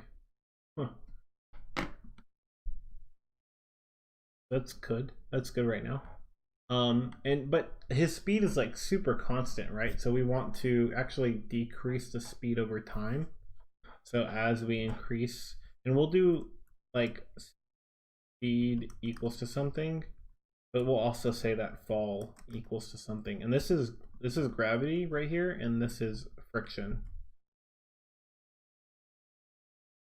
And so when you're in the air, it's due to friction, like air resistance, but whenever you hit the ground and you bounce, you lose a bunch of speed because of like physical resistance with the ground. So down here where I say height is less than 0 and I invert fall, that's great, but we also want to say speed equals to like a certain value too, which is due to friction. And then we say something like if speed is less than 0, then we say that speed equals 0 because we don't want it to go backwards at all. And speed and fall are cars, but we could change these to be floats.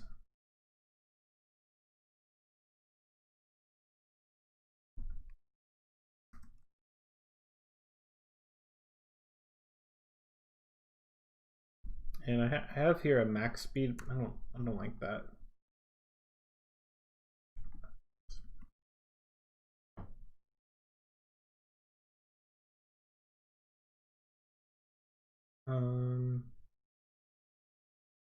So I guess we'll pretend like you're in the air the entire time right now and not worry about the ground stuff, but we do need to say that speed is decreasing due to air resistance. And air resistance will be like 0.1 F something.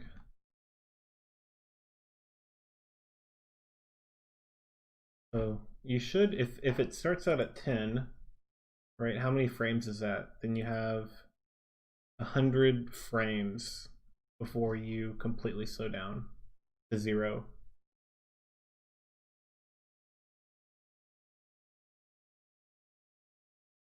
So let's compile this.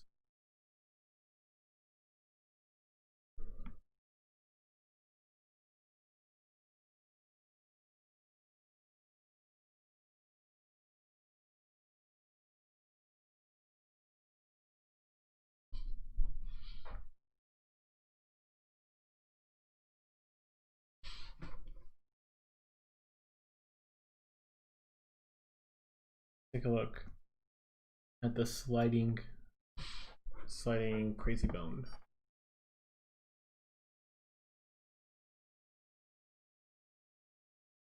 Ah, see, that's kind of cool. All right, that's exactly what we wanted. He didn't actually even go the entire time. Like, he didn't get all the way to the end. So let's see. We should change 1F. No, we should say that your speed is air friction, air. And then whenever you hit the ground, there's also friction, ground. And we should define these up here so I can change them as I need to.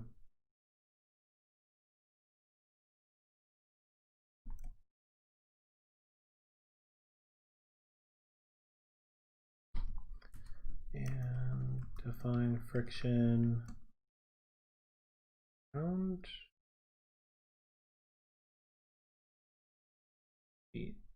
3F.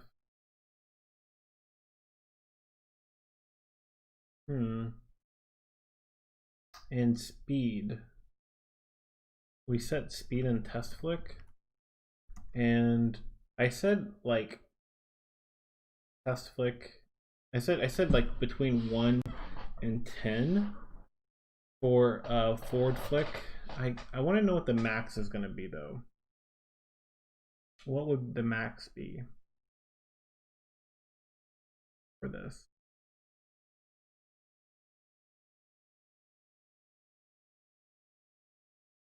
Maybe the max would be 20 and upward flick 20 as well.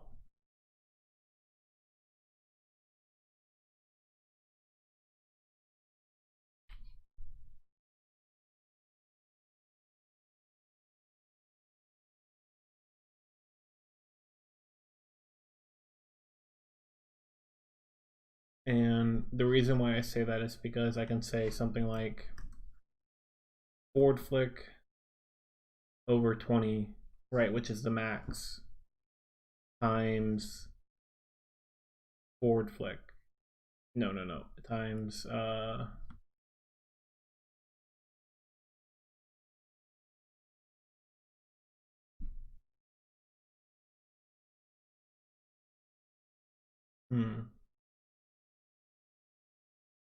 and then we'll say like the max speed.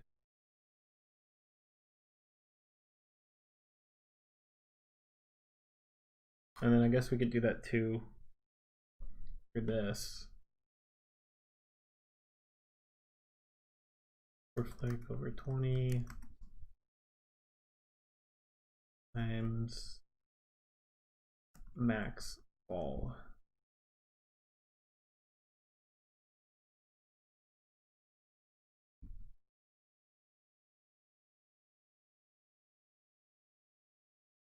Max speed is, it is what it was, and that seemed okay. So let's say 15 and define max fall, which is not actually a fall.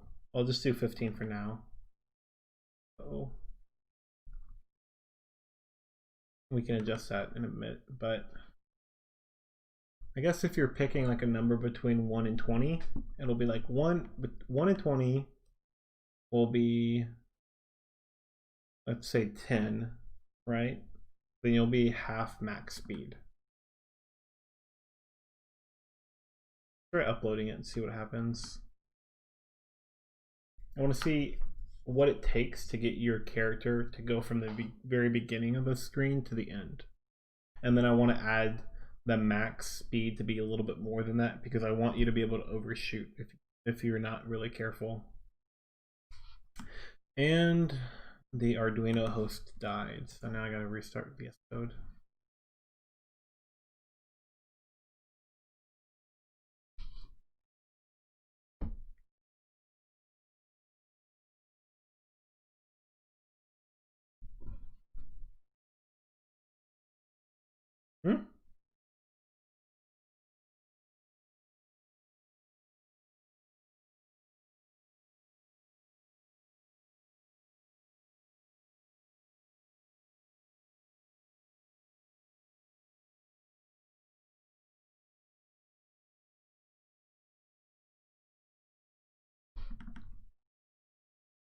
Guess I don't need that.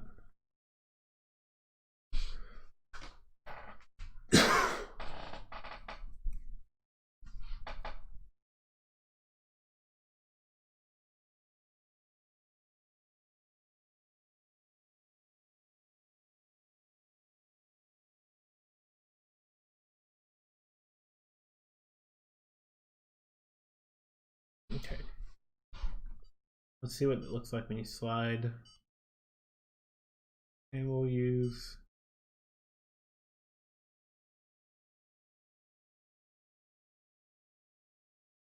that. Kind of looked nice. Like, huh. That looked like he was slowing down significantly. Like yeah, I kind of like that. I think we may have been right on the money there. But just in case, let's take this and turn it into like 13 or something, and then recompile it.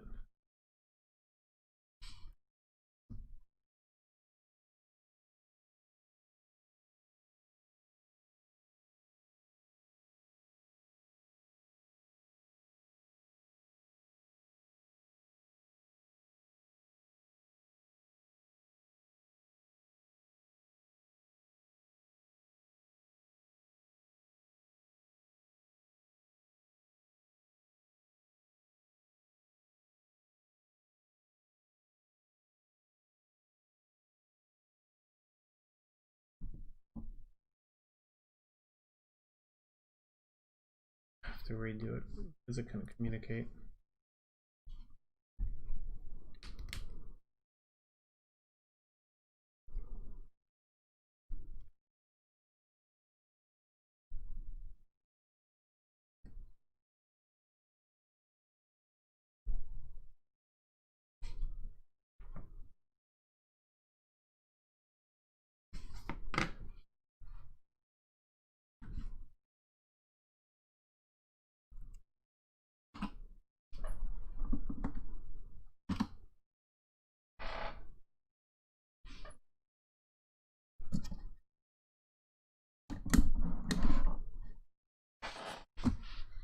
Okay.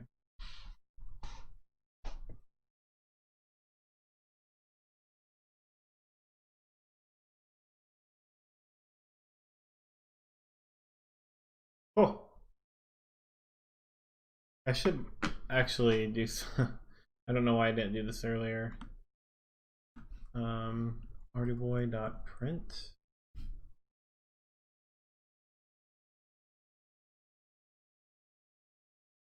Draw hallway. And I'll actually draw on the screen the distance.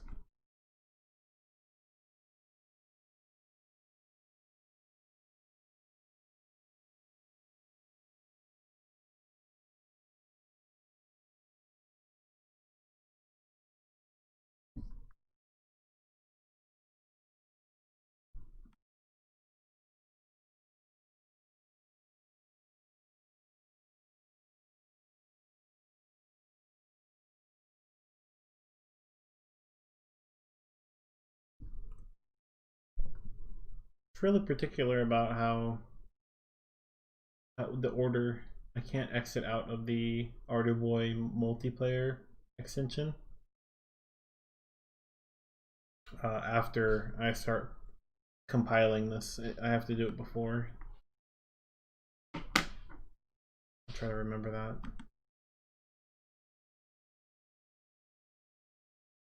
Let's try running it one more time.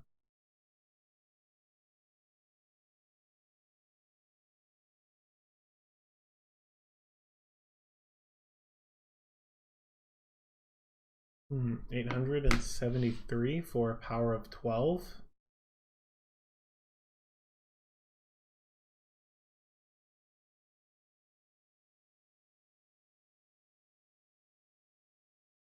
Max speed. Oh, max speed was 13. I don't know. I think 15 was great, but I do want you to overshoot a lot. So what does 14 look like?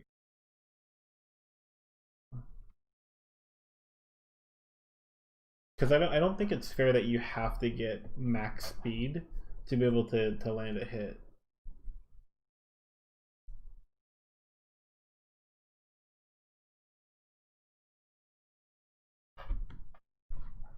Oh, and maybe we can do this too. We'll have a min speed.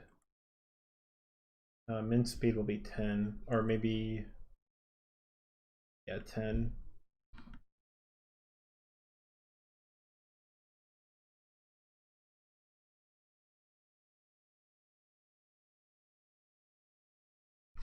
And we'll say if,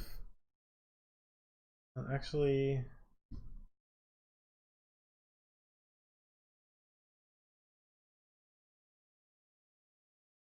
yeah, I don't know.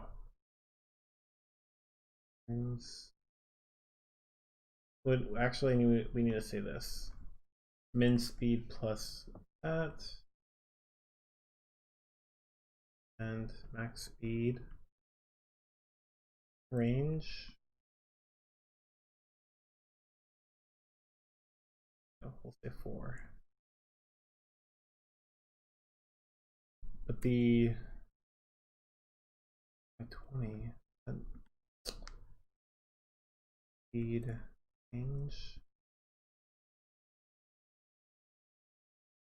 9 and 5. I mean, this will be increased, so.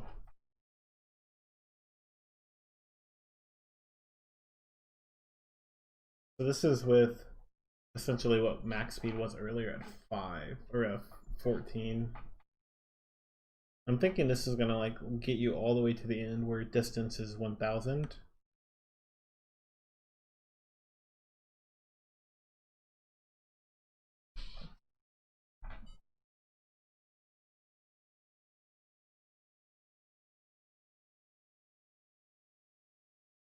Wow, that actually, wowzers. Okay.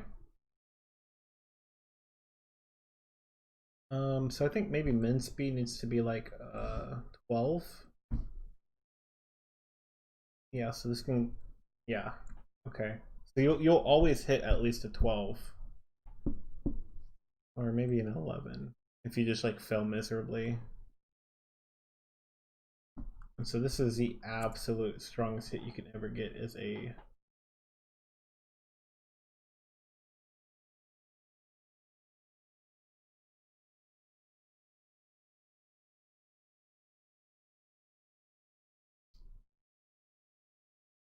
oh.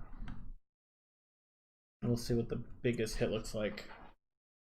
And then we'll do gravity, and gravity will look pretty cool.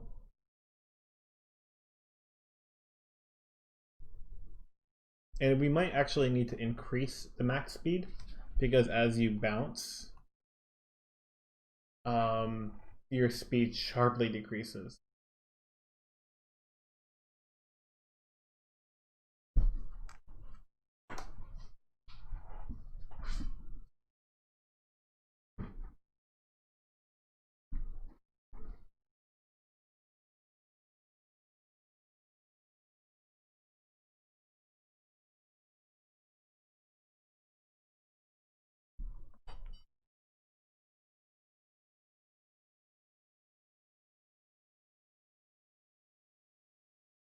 Okay, yeah, you should be able to definitely overshoot something like that.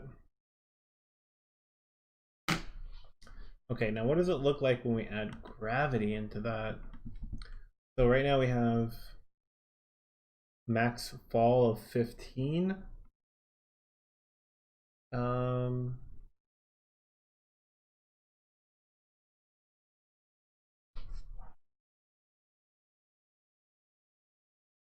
hmm,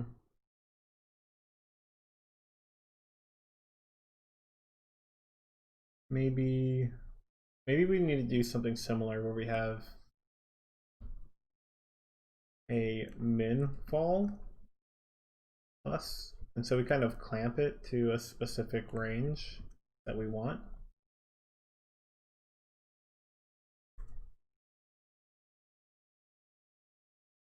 Maybe min fall can be 5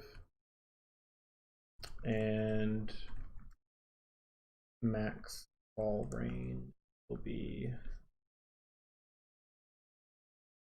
I don't know, 8.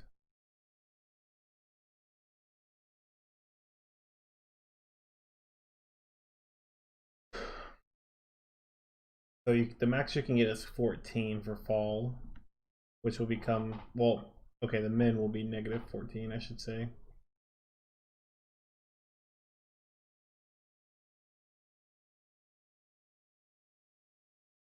And so fall is subject to height,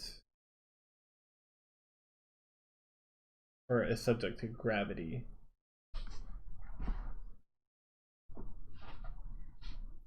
And just like um, speed,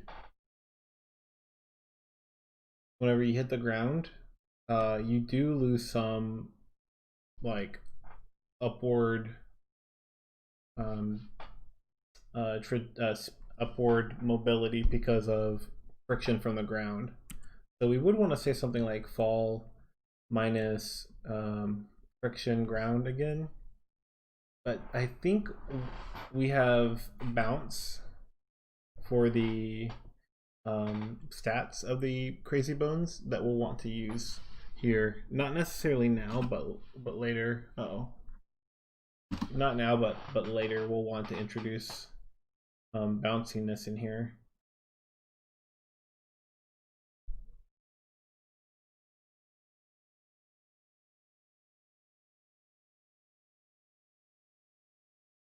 And actually, since you're falling, we actually need to say height minus equals fall. And when fall is negative, you go up. But fall itself is subject to gravity, so fall equals to the gravity equation. We can kind of use this. 9.8 meters per second squared.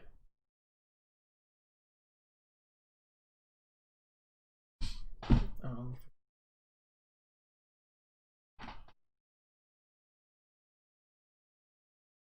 yeah, let's see.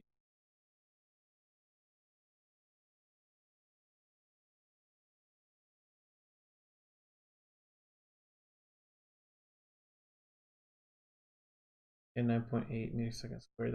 That's basically the factor gravity minus the floatiness that we're going to use. That looks like the same exact website.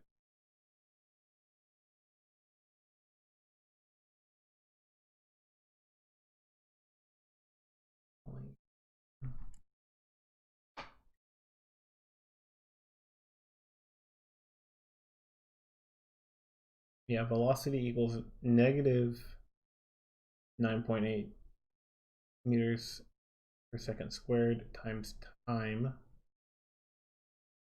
or v equals gt, gravity times time.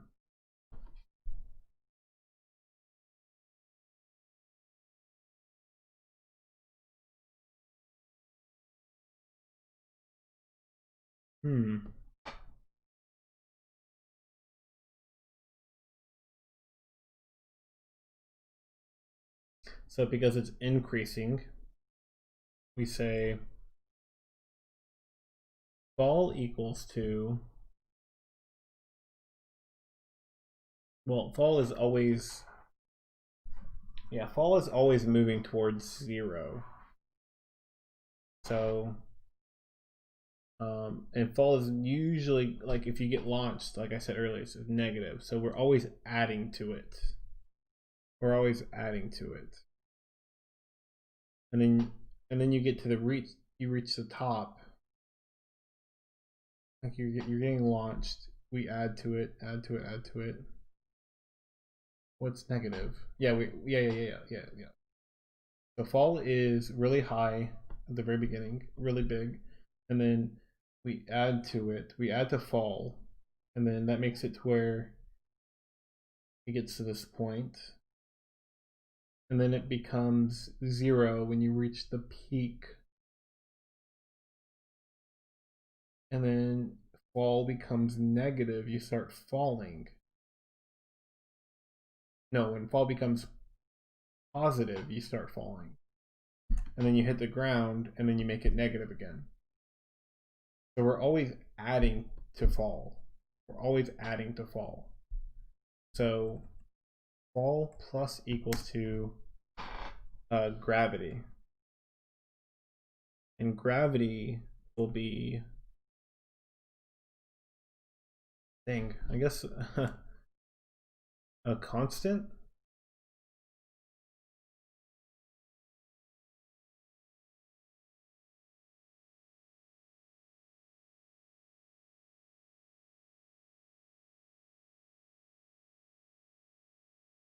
Maybe we call it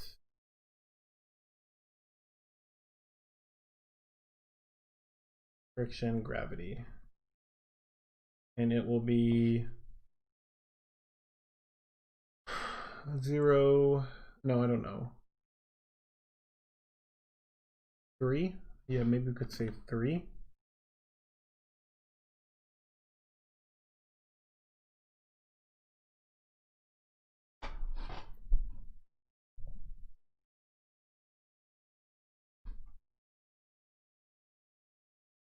I don't know what's going to happen if I run this, but let me try to compile and put it onto the Arduboy.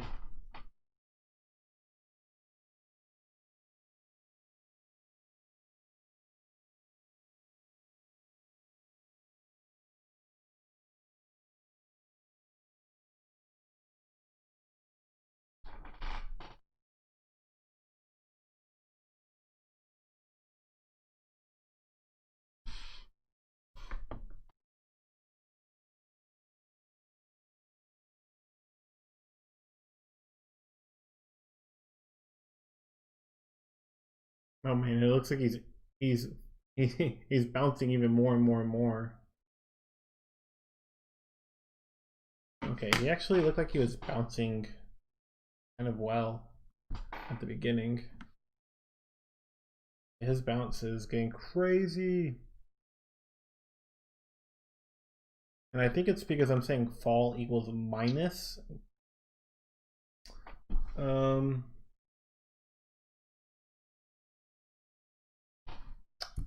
If fall is less than 0,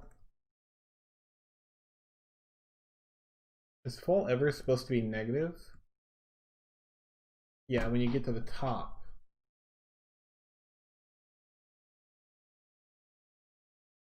Okay, so we need to say, actually, yeah, I think the issue was,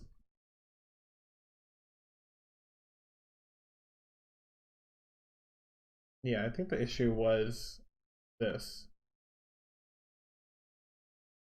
Yeah, because if I ever go below 0, I launch it back in the air. So basically I was making him jump higher anytime he hit the ground.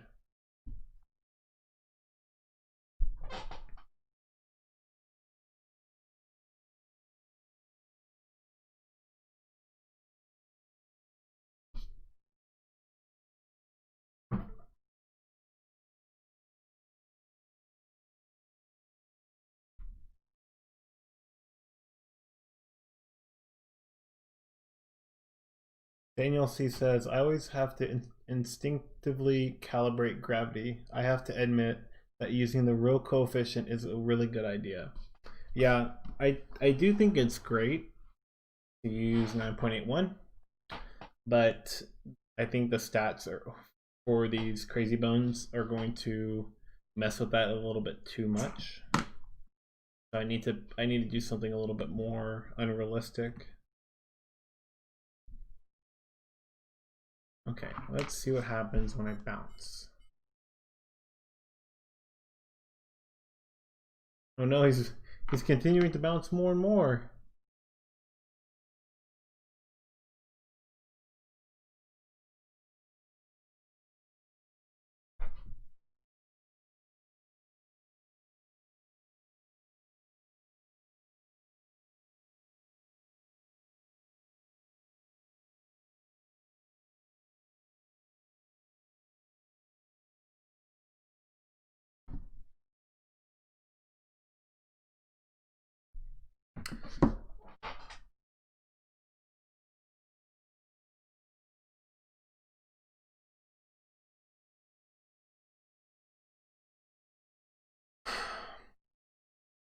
So you get launched into the air. Fall is negative. Height minus fall. So it's literally picking it up into the air. And then fall is becoming closer to 0 because it's negative at the beginning. Because you add value for gravity in there, which is pretty high.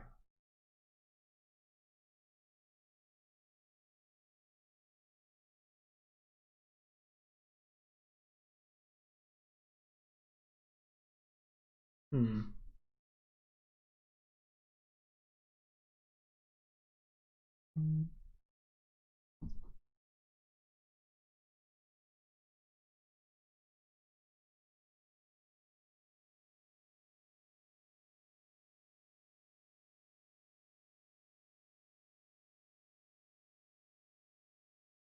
Well, you add a value for gravity, and then you get to the top, and fall is 0, and you start adding gravity to it again, and it increases it, which is height minus fall.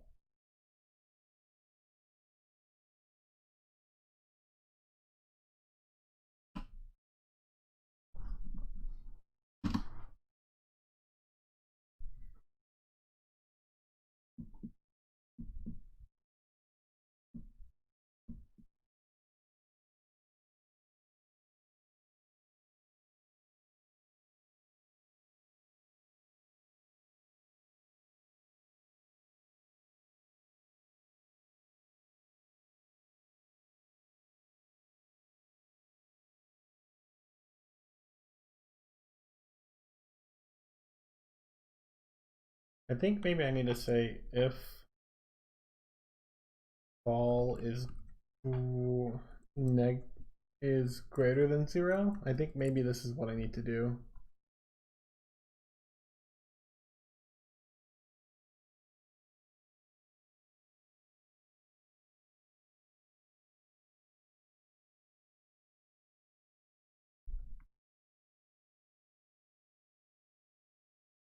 I think I might need to do that.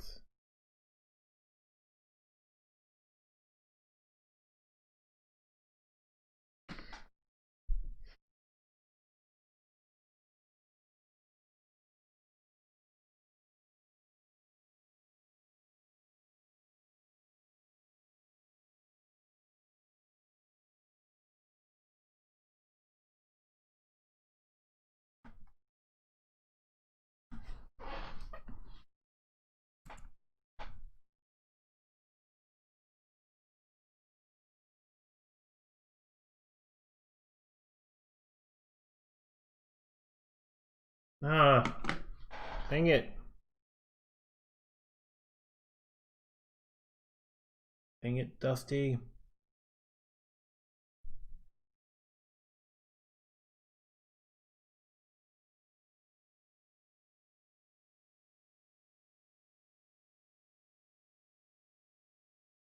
If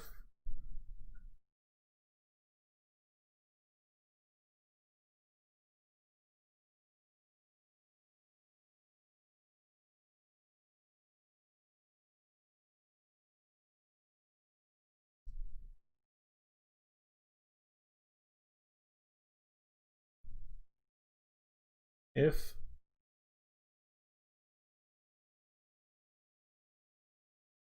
I think what we need to say here instead is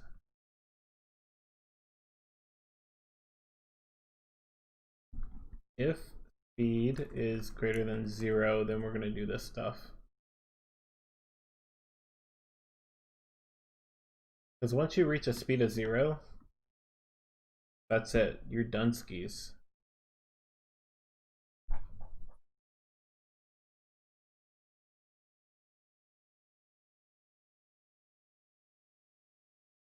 And maybe slowing down all the way is when he starts bouncing.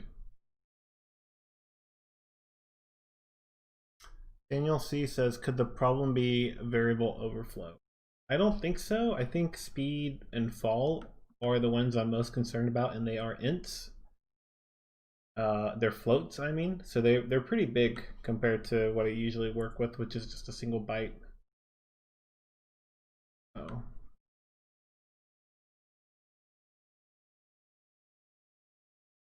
I don't think it's an overflow issue.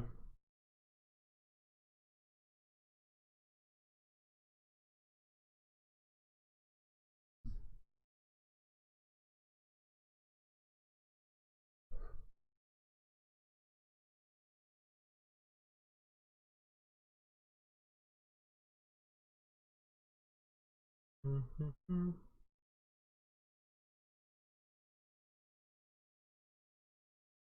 All right, let's take a look at it again.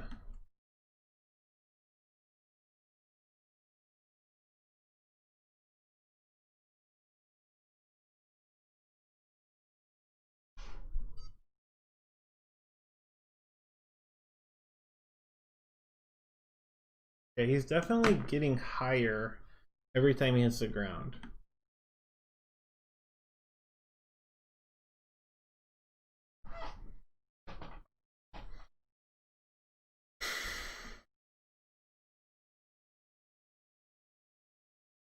So maybe I do need to do this. Maybe it was like a combination of things. And if it's not going to solve the problem, I'll reevaluate it from this point, because I think I was closer here.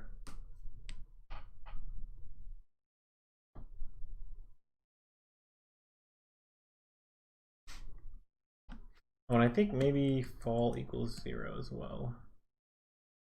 And height equals 0. Huh. If speed is 0,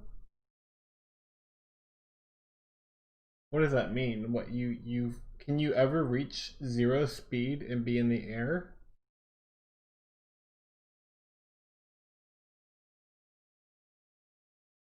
I guess you could if you like are falling really sharply. But if you're falling really sharply, his height being 0 is fine too, I think.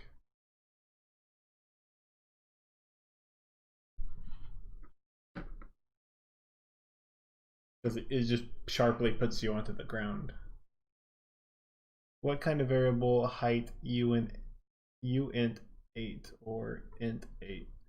Height is an int. Yep, it's signed, which is good because otherwise height being less than 0 would never occur. Which maybe is why you asked.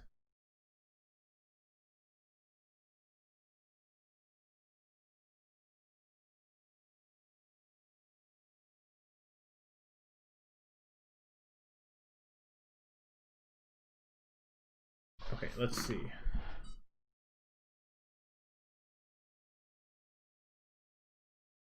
Okay, that was like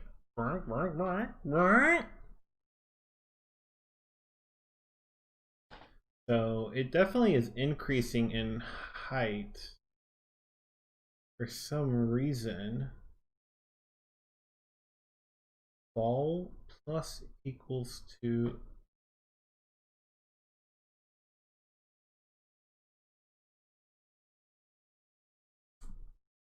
and so it's supposed to be the oh wait. I think it's supposed to be this. Like I said earlier. There. I think that's the actual problem with that. we invert fall, and then we subtract from it, because fall should be negative. Height should only be less than 0 if fall is negative. I'm pretty sure. Because that's the only way you can ever move downward and have a negative height.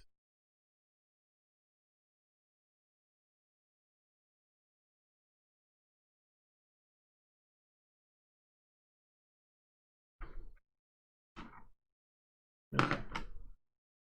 Try one more. Excuse me. Try one more time.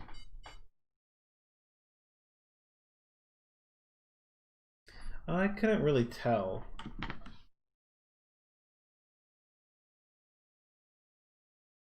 Let's see what happens if I run this again.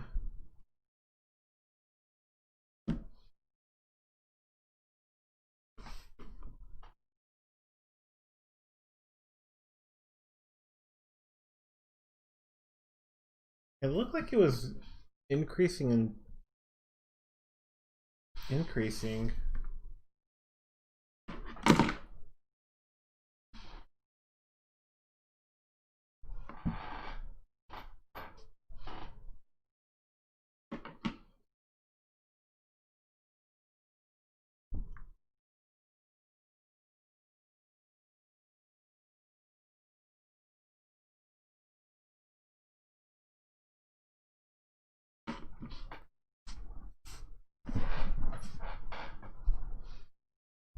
All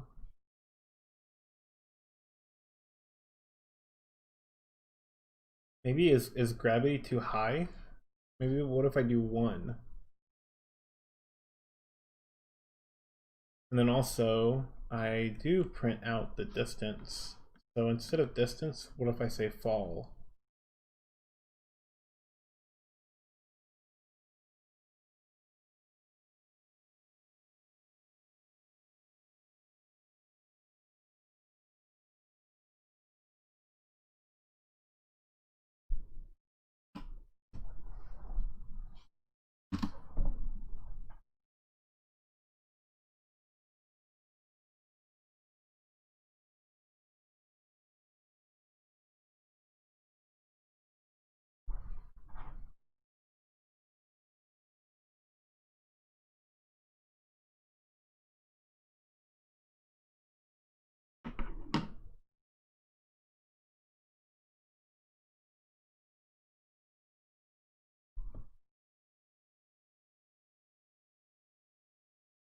Yeah, that kind of looks realistic.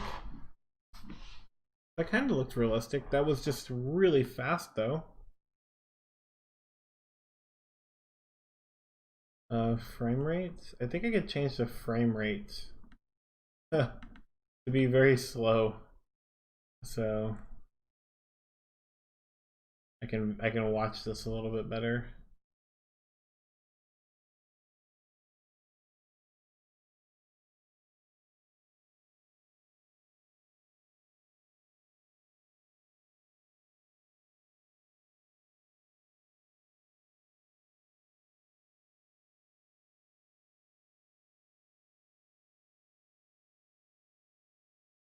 Okay.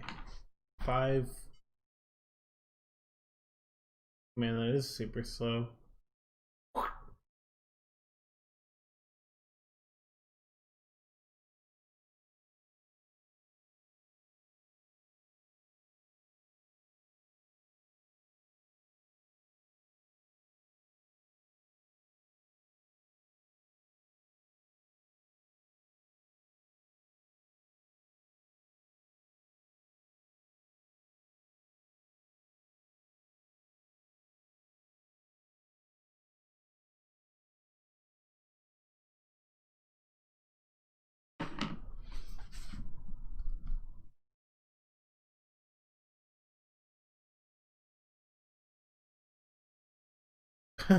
That's pathetic.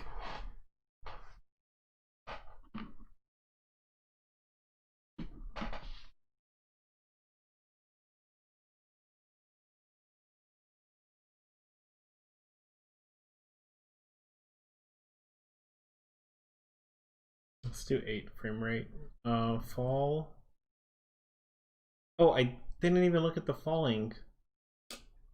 Frick. All right, let me re-upload this. I didn't look at the values. I was looking at the animation for some reason.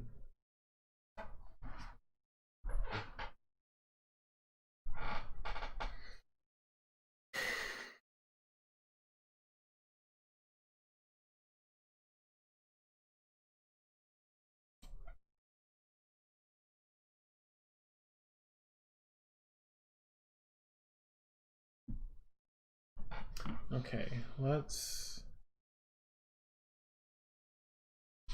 do this one more time.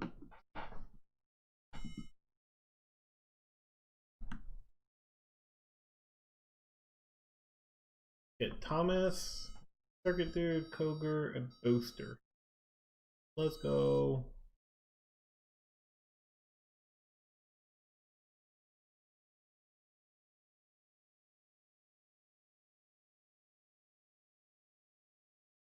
Actually, it's really hard to tell. It looked like it was actually increasing by 3. So I think that is a good sign that gravity. Oh wait, no. Friction, gravity is 1. Wait, what? Yeah, friction gravity is 1. Friction ground, however, is 3. I think this is the issue.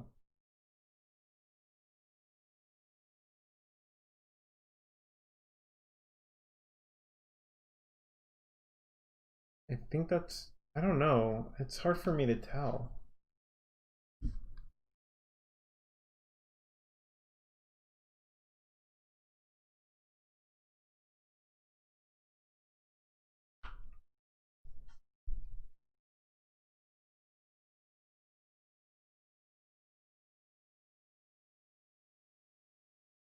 It seemed like it increased fall to like 13 or 14 or 15.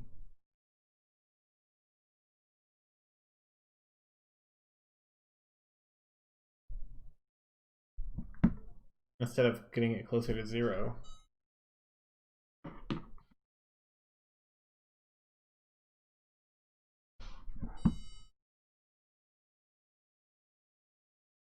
Daniel C says, have a good end of the day or evening. I have to go to sleep. It's 12:21 in Quebec, Canada. I'll watch the rest of your live tomorrow in delayed. You are doing a good job. Thank you very much, Daniel. I appreciate that. I think I'll probably stream for another 15-20 minutes. Maybe I'll try to figure out this gravity issue. But appreciate it. Thank you.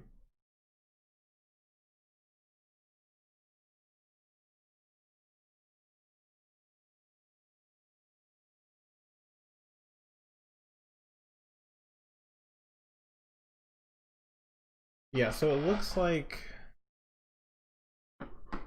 huh.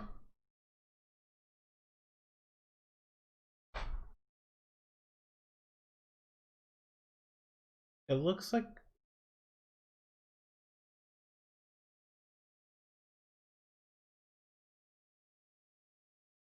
it does look like I'm somehow going up higher into the air.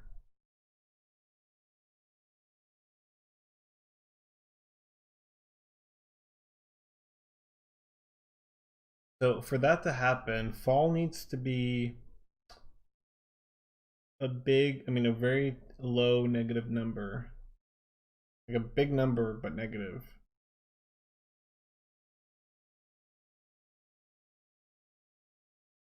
Which means it can be a big positive number and then flip, become negative.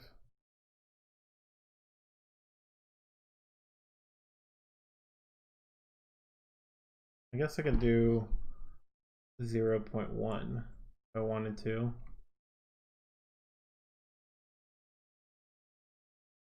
Try to upload this and see what happens.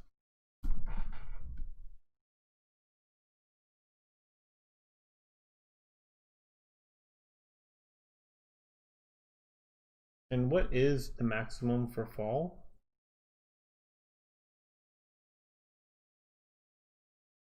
Min fall?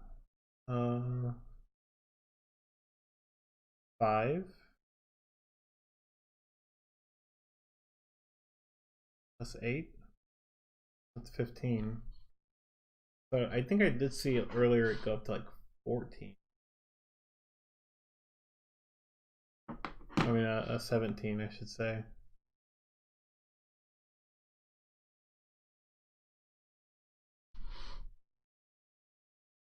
Or maybe I'm just not decreasing enough.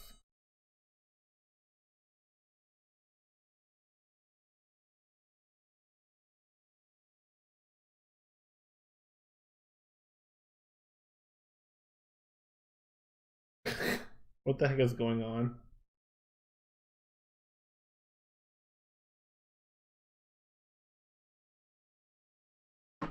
That was weird. Okay. Let's not do that.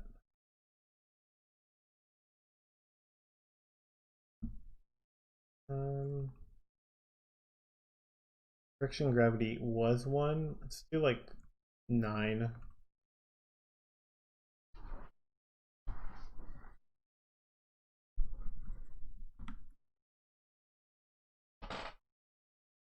With the Arduboy manager that I made, you could upload something and be using the screen mirroring software at the same time.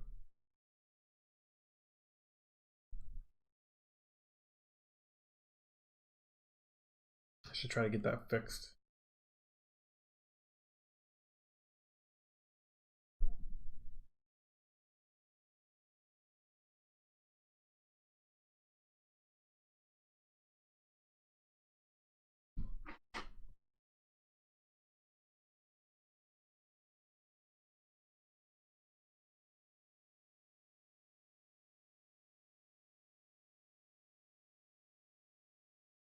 Yeah, that's definitely increasing some way, like an insane amount.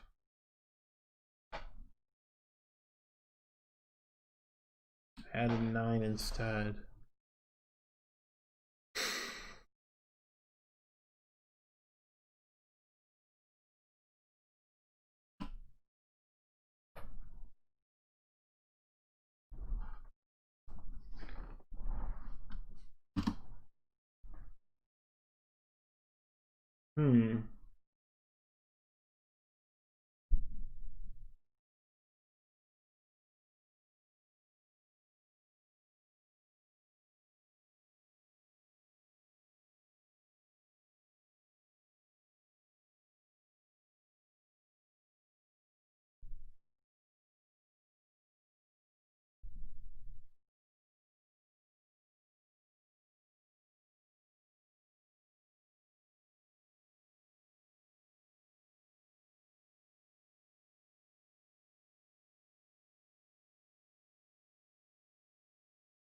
Maybe, okay, maybe this is, I don't know, maybe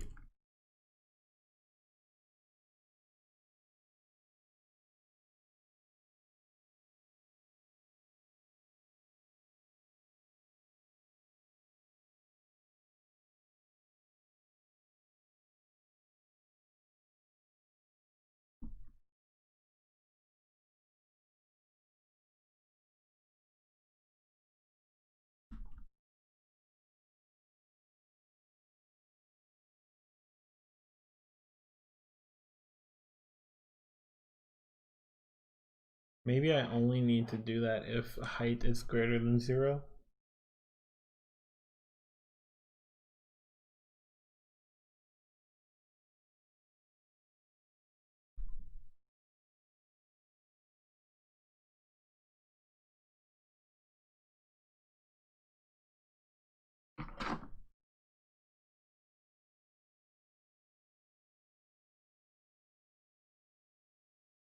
And 14, 15, 16. So it is increasing like every single time by 1.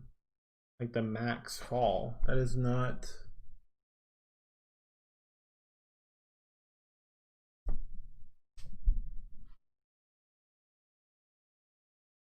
Still has a problem. What do I do? Do I say minus for some reason?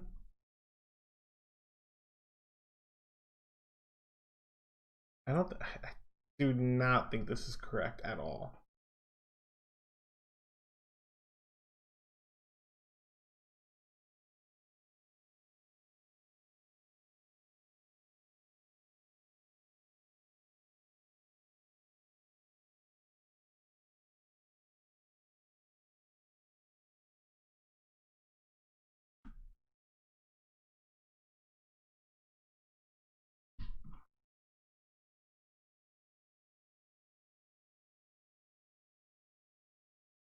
No, that just, yeah, that's a perfect example why it's wrong.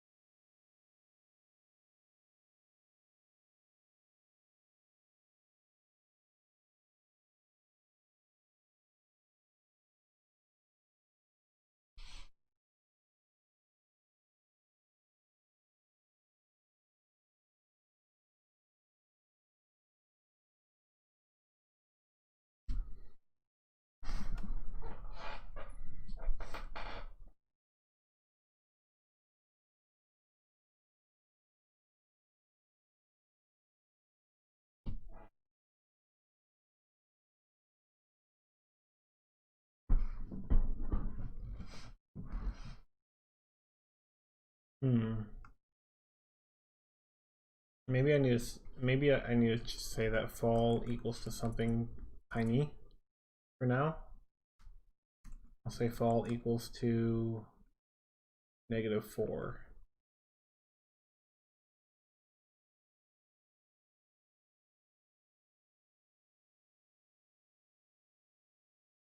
Wait, does Control P do that? Nope.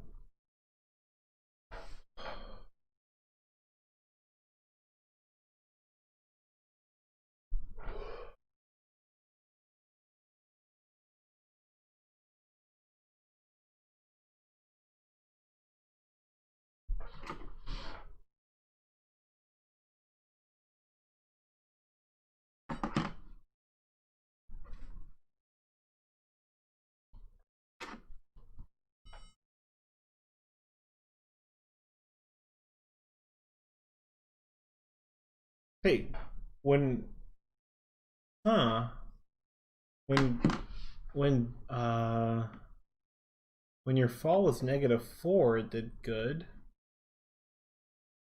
What if it was negative, I don't know, 7? What does that look like? -4 was minuscule.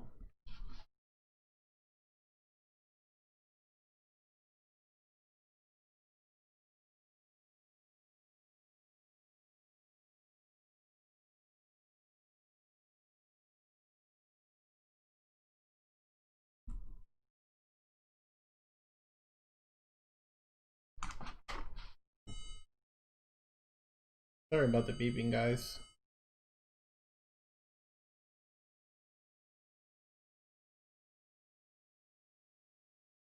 That looked good too. Okay. 7 to 10. And right now what it is 8 plus 5, 13.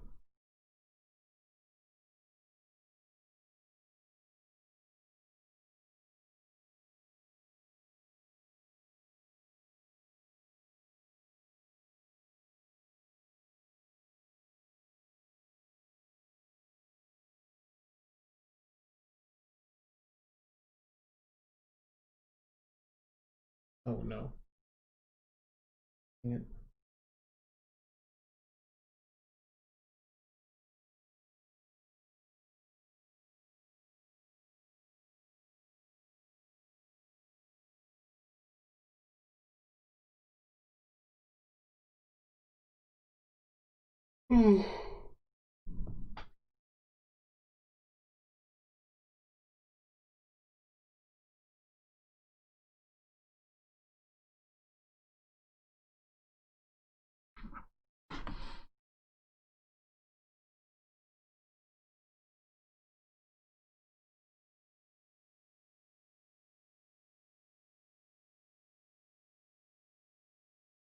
That looked good too. What the what the heck?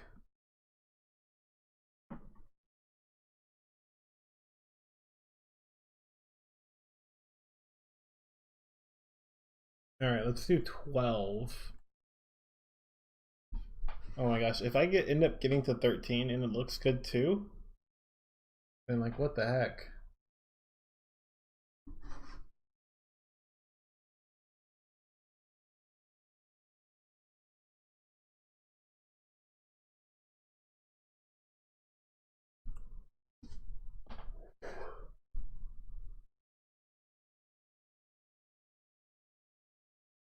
Oh my, the Arduino host died.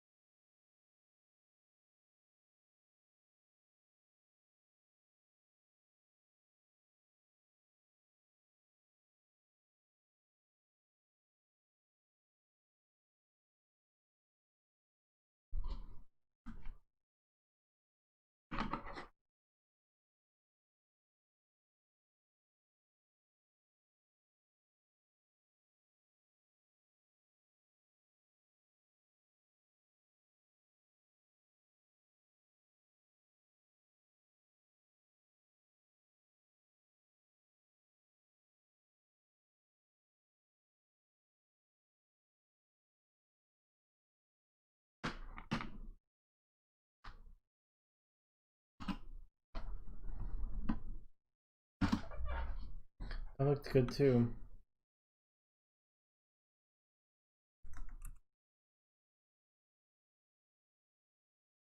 Why? What is the issue then with 13?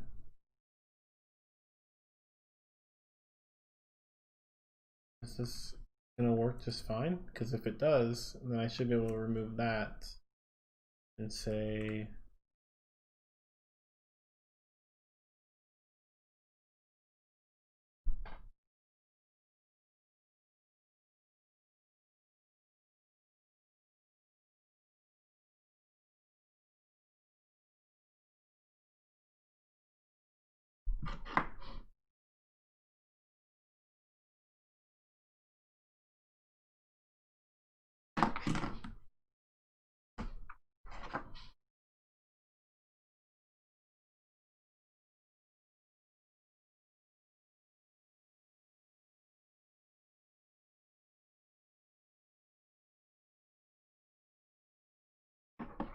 that does work. That does work, but it's quite jarring. It's quite jarring for it to be in the air and then jump to the ground. So how can we fix that?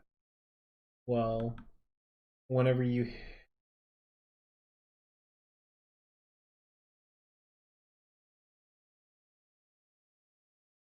hit the ground, you should also change your height a bit.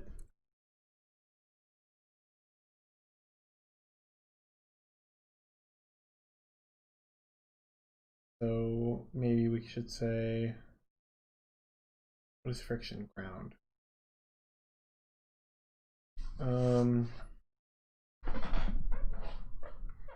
Friction, let's call it friction bounce for now. We'll have a different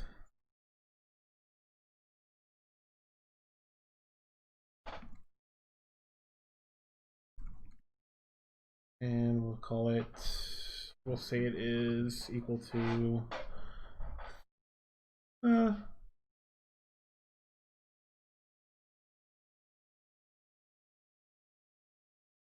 1, 2, and gravity will be Does gravity need to increase or decrease? Gravity seems to be good. But because we're bouncing harder, maybe we should decrease this a little bit. And gives you a little bit more floatiness.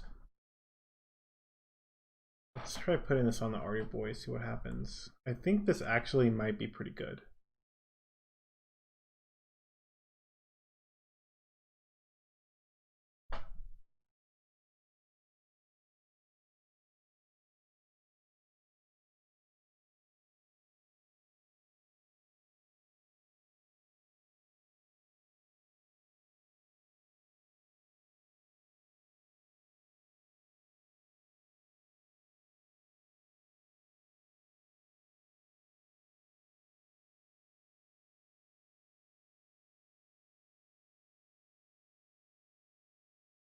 Oh, I think what the issue was from earlier is if we only want to, okay, we say if fall is less than friction bounce, then we do this.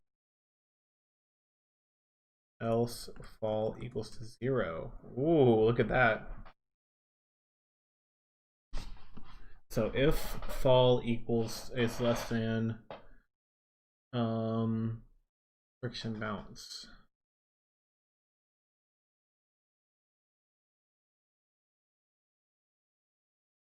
No, yeah. If fall is 0 minus fall. Yeah, I think that was the issue from earlier, because we were adding 3 to the value, and what if fall was like -1, right? Then suddenly, or no, yeah, then suddenly you've reversed it. Yeah.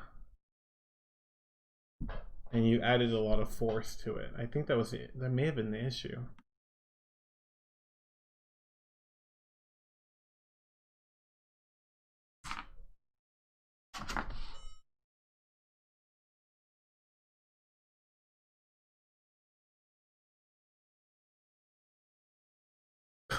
It just stopped after one bounce. Maybe this was wrong. Friction bounce is 2.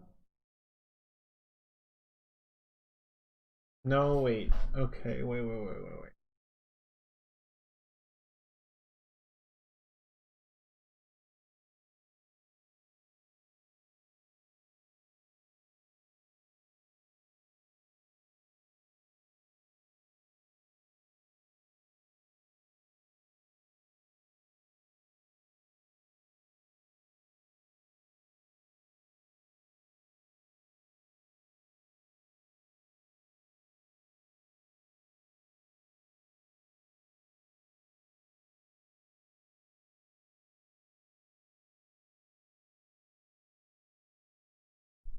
Dang.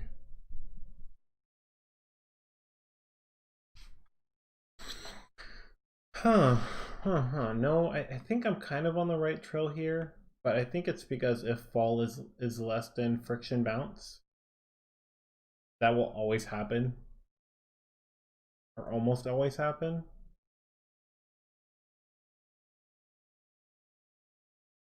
Whenever your height is negative. No, wait, actually, no, it shouldn't. It shouldn't. Fall is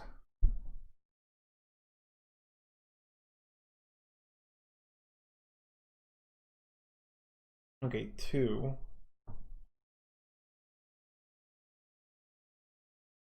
Okay, we have reversed it. This is the issue. It should be greater than, not less than. I think that was more of a typo on my part, because we want to make sure that we have enough clearance to add this value to it so that it does not become 0. Otherwise, we want to make sure that we don't flip the sign from negative to positive. So that's why we set it to 0. And I think this will be I think this will be really good.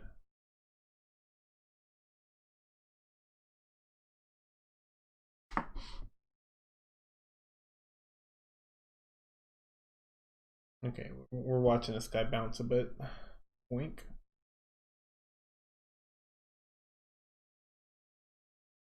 Oh, that looked really good. You can't lie. That looked good. That looked really good. Oh man. Let's do. We gotta. Okay. The important thing though is distance. We want to make sure you can go the distance.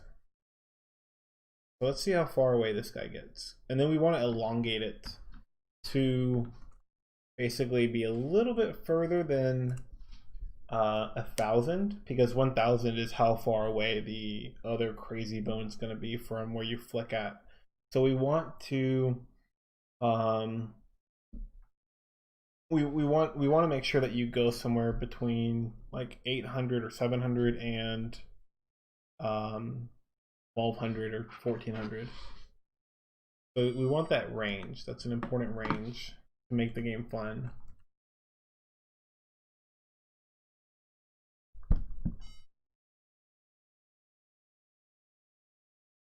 Okay, see what this distance is.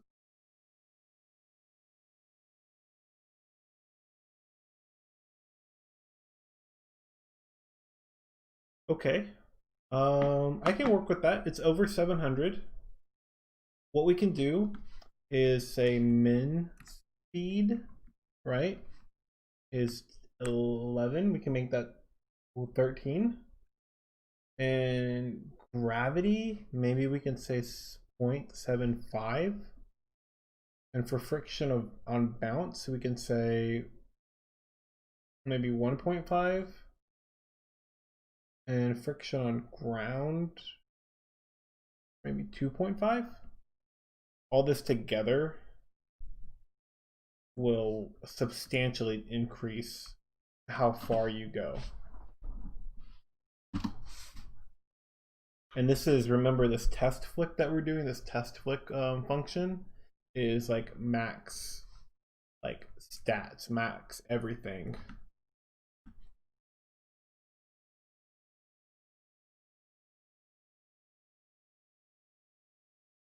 And then if this is good, that'll be a good place to kind of leave the stream for the night, because there is something I got to do before midnight, and it is 11:47 my time.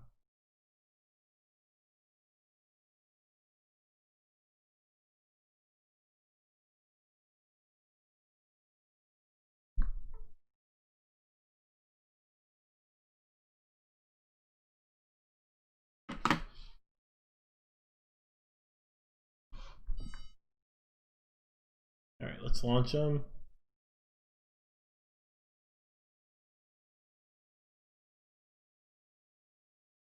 Oh, wow! Look at that, 1,800. My man, that looked good.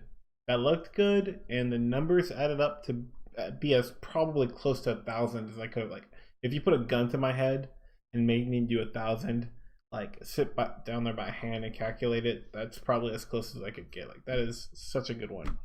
Such a good guess on my part for those numbers, for those values. I'm really happy with that. Cool. All right, well, let's change the frame rate real quick. Back to 45, and then I'm gonna go ahead and upload one more time just to make sure, kind of see what it looks like with full speed. And then we can call it a night, because that looked really good. And then I'm gonna just relax, rest my leg, maybe get a smoothie, maybe make a smoothie. Not gonna go to Whataburger because that sounds unhealthy. I'll make my own smoothie, and I'll watch Hoarders, and maybe text some friends. Okay, let's. It seems so much faster now. Okay, let's do the UFO and Circuit Dude. TiVo, and Dusty. Oh, that was too fast. I kind of don't like that anymore. Like, that was too fast. I mean, definitely the distance is where we want to go, but ah, okay. Well, can't really complain about that. Not too much. I'll fix that somehow. I'll make it look good.